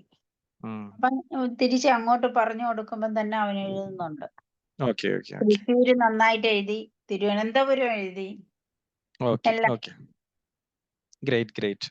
എന്തായാലും സന്തോഷം മിനി മാം. അപ്പൊ മിനി മാം പിന്നെ ഒരു കുട്ടീനെ ആദ്യം നമ്മൾ കൊടുത്തു. അപ്പൊ ആ കുട്ടീനെ അസസ്മെന്റ് എടുത്തു. അപ്പോൾ പിന്നെ അത് തുടങ്ങിയപ്പോൾ മനസ്സിലായി അത് കുട്ടിക്ക് LD ഇല്ല എന്ന് മനസ്സിലായി. അപ്പോൾ പിന്നെ നമ്മൾ എന്ത് ചെയ്തു? ആ കുട്ടീനെ ടെർമിനേറ്റ് ചെയ്തു. എന്നിട്ട് മറ്റൊരു കുട്ടിയെ നമ്മൾ വീണ്ടും കൊടുക്കും. അതായത് LD ഉള്ള കുട്ടിക്ക് തന്നെ നമ്മൾ എന്താണ് റെമഡിയേഷൻ 10 ദിവസം റെമഡിയേഷൻ കൊടുക്കും സൗജന്യമായിട്ട്. അപ്പൊ ആ രീതിയിലാണ്. വേറെ ആരെങ്കിലും ഒരു എക്സ്പീരിയൻസ് ഷെയർ ചെയ്യാമോ? വേറൊരാള് നേരെ കംപ്ലീറ്റ് ചെയ്ത ആരെങ്കിലും ഉണ്ടോ? ഇവിടെ ഉണ്ടോ? ഗോപിക മാം, ആരെങ്കിലും? ദേവിക മാം? ഹായ്, ആ, എല്ലാവർക്കും നമസ്കാരം. എൻ്റെ ഒരു ഫ്രണ്ട് പറഞ്ഞിട്ടാണ് വിംബിൾ അക്കാഡമിയുടെ ഒരു ആഡ് കാണുന്നുണ്ടായിരുന്നത്. ആള് സ്പെഷ്യൽ എഡ്യൂക്കേറ്റർ ആയിരുന്നു. അപ്പോൾ അവന് സജസ്റ്റ് ചെയ്തപ്പോൾ നമ്മൾ എന്തായാലും ജോയിൻ ചെയ്യാൻ കരുതി ജോയിൻ ചെയ്തു. പക്ഷേ വളരെയധികം നമുക്ക് ഇൻട്രസ്റ്റിംഗ് ആയി തോന്നി. കാരണം ഡിസബിലിറ്റി ഏരിയ എന്ന് പറയുന്നത് വളരെ വാസ്റ്റ് ആയിട്ടുള്ള കാര്യമാണ്. അതിങ്ങനെ ഓരോ കുട്ടിയും ഭയങ്കര ഡിഫറെൻ്റ് ആയിരിക്കും.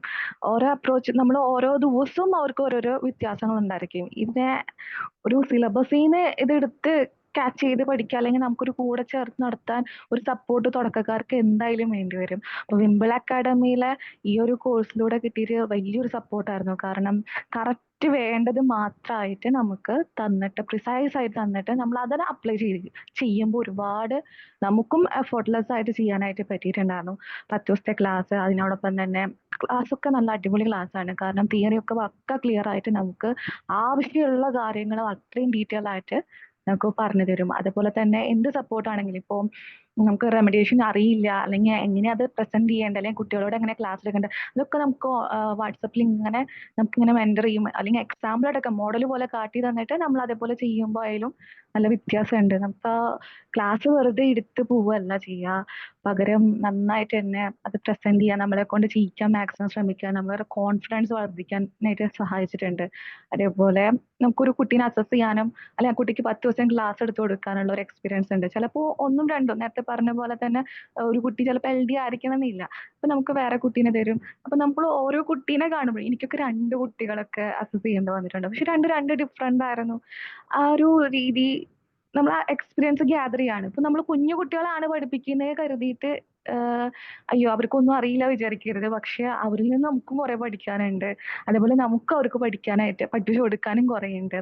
അക്കാഡമിക്സ് അല്ലാതെ തന്നെ അവരുടെ കുറെ കമ്മ്യൂണിക്കേഷൻ സ്കില്ലിലൂടെ, അല്ലെങ്കിൽ അവർക്ക് ഒരുപാട് കാര്യങ്ങളൊക്കെ നമുക്ക് പറഞ്ഞു തരുമ്പോൾ, നമുക്കറിയാത്ത കാര്യങ്ങളൊക്കെ ഷെയർ ചെയ്യുമ്പോൾ ഒക്കെ ഒരു വളരെയധികം ഡിഫറെന്റ് ആയിട്ടുള്ള ഒരു ഏരിയ ആണ് ഈ ലേണിംഗ് ഡിസബിലിറ്റി. കാരണം ഈ LD ഉള്ള കുട്ടികളെ നമ്മൾ അണ്ടർ എസ്റ്റിമേറ്റ് ചെയ്യുക, പഠിക്കാൻ കൊള്ളൂല, പക്ഷെ അവർക്ക് വേറെ കുറെ സ്ട്രെങ്ത് പോയിന്റ്സ് ഉണ്ട്. അപ്പൊ അതൊക്കെ നമുക്ക് മനസ്സിലാക്കി അവരുടെ സ്ട്രെങ്ത് പോയിന്റ്സിനൊക്കെ ഇൻക്രീസ് ചെയ്യാനും ഹെൽപ്ഫുൾ ആണ്. ഒപ്പം തന്നെ നല്ലൊരു സപ്പോർട്ടാണ് വിംബിൾ അക്കാഡമിയിൽ തന്നിട്ടുള്ളത്. പേഴ്സണലി എനിക്ക് ഒരുപാട് ഹെൽപ്ഫുൾ ആയിട്ടുണ്ട്. അപ്പോൾ ആർക്കെങ്കിലും ഒക്കെ ജോയിൻ ചെയ്യാനൊക്കെ താല്പര്യം ഉണ്ടെന്നുണ്ടെങ്കിൽ, പഠിക്കാനായിട്ടുള്ള ഒരു ഇൻട്രസ്റ്റ് ആയിട്ടുള്ള ആൾക്കാരാണെന്ന് ഇൻട്രസ്റ്റിംഗ് ഏരിയ ആണ്. എല്ലാവർക്കും all the best. Thank you Gopika ma'am, വളരെ സന്തോഷം. ഇനി കുറെ പേര് ഇവിടെ ചിലപ്പോൾ പറയാനുണ്ടാവും, ഞാൻ സമയം എടുക്കുന്നില്ല. നമ്മൾ എൻ്റെ ഒരു രീതി എന്ന് പറഞ്ഞു കഴിഞ്ഞാൽ, നമ്മൾ 10 ദിവസത്തെ സൂം സെഷൻ ആയിരിക്കും ഉണ്ടാവുക. അതായത് 10 ദിവസം നിങ്ങൾക്ക് സൂം ക്ലാസ്സുകൾ ഉണ്ടാകും. അത് മാം ഡയറക്റ്റ്ലി എടുക്കായിരിക്കും ചെയ്യുക. 10 ദിവസം കഴിഞ്ഞ് കഴിഞ്ഞാൽ 10 ദിവസത്തെ സൂം ക്ലാസ് നിങ്ങൾ കേൾക്കണം. അതേപോലെ റെക്കോർഡ് നമ്മൾ പ്രൊവൈഡ് ചെയ്യും. ഇൻ കേസ് നിങ്ങൾ അറ്റൻഡ് ചെയ്തില്ലെങ്കിൽ നിങ്ങൾ ആ ക്ലാസ് നിങ്ങൾ കേൾക്കണം. കാരണം ഓരോ ക്ലാസ്സും ക്ലാസ് നോട്ട്സ് നിങ്ങൾ തയ്യാറാക്കിയിട്ട് ഗ്രൂപ്പിൽ ഇടണം. അപ്പോൾ ഇവിടെ കോർഡിനേറ്റർ ഉണ്ട്. കോർഡിനേറ്റർ നിങ്ങൾ ആരൊക്കെയാണ് ക്ലാസ് നോട്ട് തയ്യാറാക്കുന്നത് എന്നൊക്കെയുള്ള ഒരു സ്റ്റാറ്റസ് ഒക്കെ ഗ്രൂപ്പിലിടും. അതിനുശേഷം 20 ദിവസത്തെ ആക്ടിവിറ്റീസ് ആയിരിക്കും നിങ്ങൾക്ക് നൽകുക. ആ 20 ദിവസം നിങ്ങൾ ഡിഫറെൻ്റ് ആയിട്ടുള്ള ആക്ടിവിറ്റീസ് അത് മാം വോയിസ് ആയിട്ട് അയക്കും. ചിലത് നിങ്ങൾക്ക് ലെറ്റേഴ്സ് ഉണ്ടാക്കാൻ ഉള്ള ആക്ടിവിറ്റി ആയിരിക്കും, ചിലത് മാം അതുമായി ബന്ധപ്പെട്ട ചില ക്വസ്റ്റ്യൻസ് ആയിരിക്കും. അങ്ങനെ ഒരു 20 ദിവസം നിങ്ങൾ കണ്ടിന്യൂസ് ആക്ടിവിറ്റി ഉണ്ടാവും. ആ ആക്ടിവിറ്റിയോട് നിങ്ങൾ വോയിസിലായിട്ടോ അതല്ലെങ്കിൽ നിങ്ങൾക്ക് ഫിസിക്കലി ചെയ്യാനുള്ള കാര്യങ്ങളാണെങ്കിലും അത് നിങ്ങൾ എന്ത് ചെയ്യണം, ഗ്രൂപ്പിൽ നിങ്ങൾ ചെയ്തിടണം. അതും ഇവിടെ നോട്ട് ചെയ്യും. ഇത് ചെയ്തതിന് ശേഷം പിന്നെ ചെറിയൊരു ടെസ്റ്റ് ഉണ്ടാവും നിങ്ങൾക്ക്. ടെസ്റ്റ് എന്ന് പറഞ്ഞാൽ എഴുത്ത് ടെസ്റ്റ് അല്ല. എന്താണ് ഡിസ്ലെക്സിയ, എന്താണ് ഡിസ്ഗ്രാഫിയ, അങ്ങനെയല്ല, മറിച്ച് മാം ഒരു വോയിസ് ഇട്ടിട്ട് ആ വോയിസിന് നിങ്ങൾ മറുപടി പറയാം. ഇങ്ങനെ ഒരു കുട്ടി വന്നു കഴിഞ്ഞാൽ എന്തായിരിക്കും നിങ്ങൾ ചെയ്യുക എന്നുള്ളൊരു ക്വസ്റ്റ്യൻ ആയിരിക്കും. അത് എല്ലാവർക്കും ഒരേപോലെ ആയിരിക്കില്ല, ഡിഫറെന്റ് ആയിട്ടുള്ള ക്വസ്റ്റ്യൻസ് ആയിരിക്കും. ആ ക്വസ്റ്റ്യൻസിന് നിങ്ങൾ എന്താണ് ആൻസർ ചെയ്യണം. വോയിസ് ആയിട്ട് തിരിച്ച് ആൻസർ ചെയ്യും. അത് നിങ്ങൾ ഇവിടെ വാല്യുവേറ്റ് ചെയ്യുമ്പോൾ ആയിരിക്കും നിങ്ങൾ എന്ത് ചെയ്യുക, ആ ടെസ്റ്റ് പാസ്സാവാം. വെറുതെ ഇങ്ങനെ കുറെ തിയറി പഠിച്ചിട്ട് ആ തിയറി എഴുതി വെച്ചതുകൊണ്ട് അല്ല, അങ്ങനെയല്ല നമ്മൾ ഉദ്ദേശിക്കുന്നത്. ഒരു ചെറിയ ടെസ്റ്റ് വോയിസ്. അതിനുശേഷം പിന്നെ എന്താണ്, നിങ്ങൾക്ക് എന്താണ് ഒരു കുട്ടീനെ നമ്മൾ എന്ത് ചെയ്യും, അസസ്മെന്റ് എടുക്കാൻ വേണ്ടിയിട്ട് തരും. അപ്പോൾ എന്തായിരുന്നാലും നിങ്ങൾ മനസ്സിലാക്കേണ്ടത്, ഞങ്ങളെ വിശ്വസിച്ചിട്ട് ഒരു പാരന്റ് ഞങ്ങളെ കുട്ടിയെ തരുമ്പോൾ ആ കുട്ടീനെ നിങ്ങൾക്ക് തരണമെങ്കിൽ ഞങ്ങളെ അത്രയും ഏബിൾ ആക്കണമല്ലോ. കാരണം പാരന്റ് ഞങ്ങളെ വിശ്വസിച്ച് ഏൽപ്പിക്കുമ്പോൾ തീർച്ചയായിട്ടും ആ കുട്ടീനെ അസസ് ചെയ്യാനുള്ള വിധത്തിലേക്ക് നിങ്ങൾ എത്തിക്കുക എന്നുള്ള ഉത്തരവാദിത്വം ഞങ്ങൾക്ക് ഉണ്ടല്ലോ. അതുകൊണ്ട് ഞങ്ങളുടെ ഭാഗത്തു നിന്ന് ക്ലാരിറ്റി ഞങ്ങൾ എന്തായാലും വരുത്തും. അതിനുള്ള സപ്പോർട്ട് നിങ്ങൾക്ക് തരും. അപ്പോൾ ആ കുട്ടീനെ ഓൺലൈനിൽ നിങ്ങൾ എന്ത് ചെയ്യും, ഡേറ്റ് ഫിക്സ് ചെയ്തതിന് ശേഷം അസസ്മെന്റ് എടുക്കുന്നു. നേരത്തെ പറഞ്ഞ പോലെ ഇൻഫോർമൽ അസസ്മെന്റ് ആണ് എടുക്കുക. അസസ്മെന്റ് എടുത്തതിന് ശേഷം നിങ്ങൾക്ക് കുട്ടിക്ക് ചിലപ്പോൾ LD ആയിരിക്കാം അല്ലെ, മോസ്റ്റ്ലി LD ആയിട്ട് വരുന്ന കുട്ടികൾക്ക് ചിലപ്പോൾ ബിഹേവിയറൽ ഇഷ്യൂസ് ആയിരിക്കാം, അവർക്ക് കൗൺസിലിംഗ് ആയിരിക്കാം ആവശ്യമുള്ളത്, അങ്ങനെയൊക്കെ ഉണ്ടാകാം.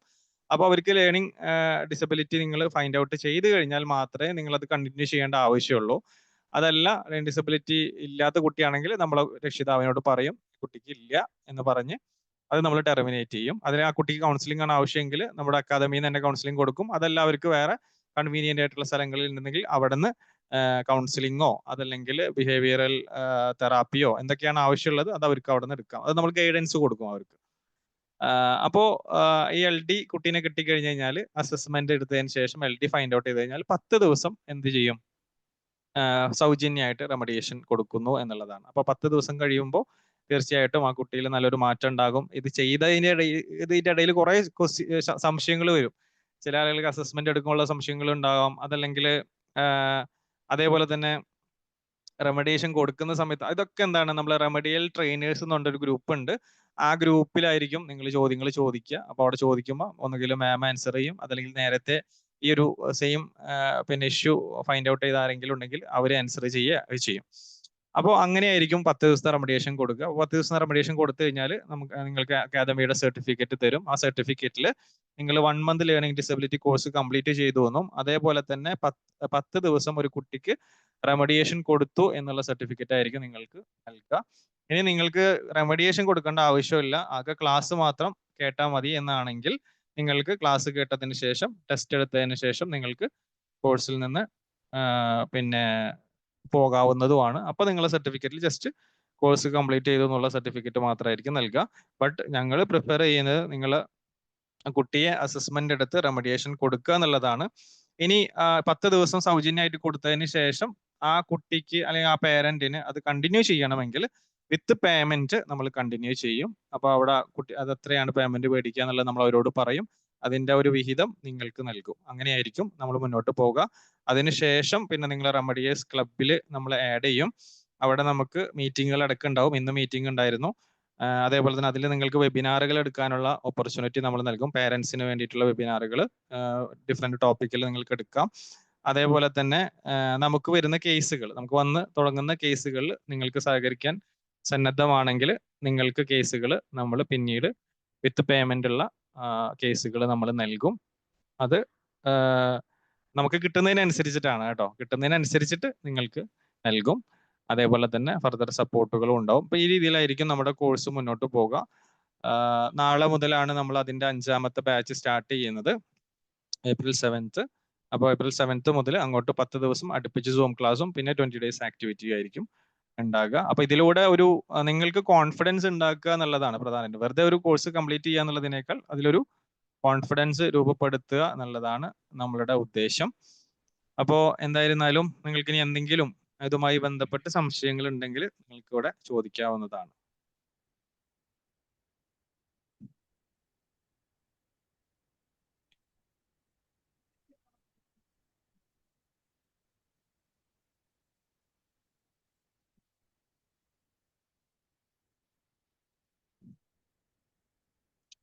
ഇതുവരെ നേരത്തെ ഇവിടെ മാം സംസാരിച്ചതിലോ അതല്ലെങ്കിൽ ഞാൻ കോഴ്സിനെ കുറിച്ച് എക്സ്പ്ലെയിൻ ചെയ്തതിലോ ഒക്കെ എന്തെങ്കിലും സംശയം ഉണ്ടെങ്കിൽ നിങ്ങൾക്ക് ചോദിക്കാം. എന്തായിരുന്നാലും നിങ്ങൾ ആ 9 മണിക്ക് ജോയിൻ ചെയ്തതിലും അതേപോലെ തന്നെ ഇതുവരെ നമ്മളെ കേട്ടതിലും അറിഞ്ഞതിലും ഒക്കെയുള്ള സന്തോഷം അറിയിക്കുകയാണ്. ഇനി എന്തെങ്കിലും ക്ലാരിറ്റി ആവശ്യമുണ്ടോ? ആർക്കെങ്കിലും ക്ലാരിറ്റി ആവശ്യമുണ്ടെങ്കിൽ വരാവുന്നതാണ്.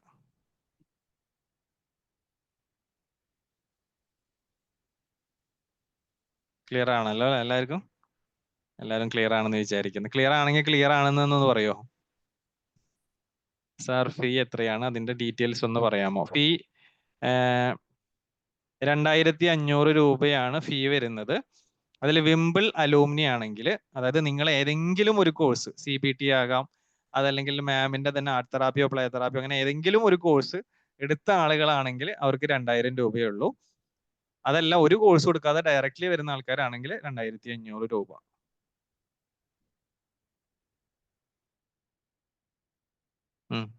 ഉഷ മാം എന്തോ ചോദിക്കാൻ വന്നോ?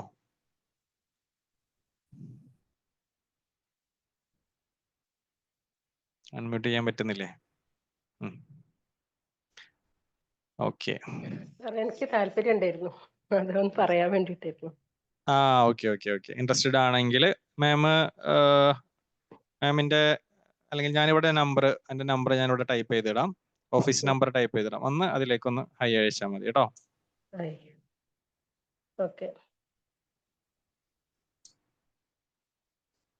ഓക്കെ. അപ്പോ എല്ലാവർക്കും ഒരിക്കൽ കൂടി സന്തോഷങ്ങൾ അറിയിക്കുന്നു. വർഷ മാം, നമുക്ക് വൈൻഡപ്പ് ചെയ്താലോ?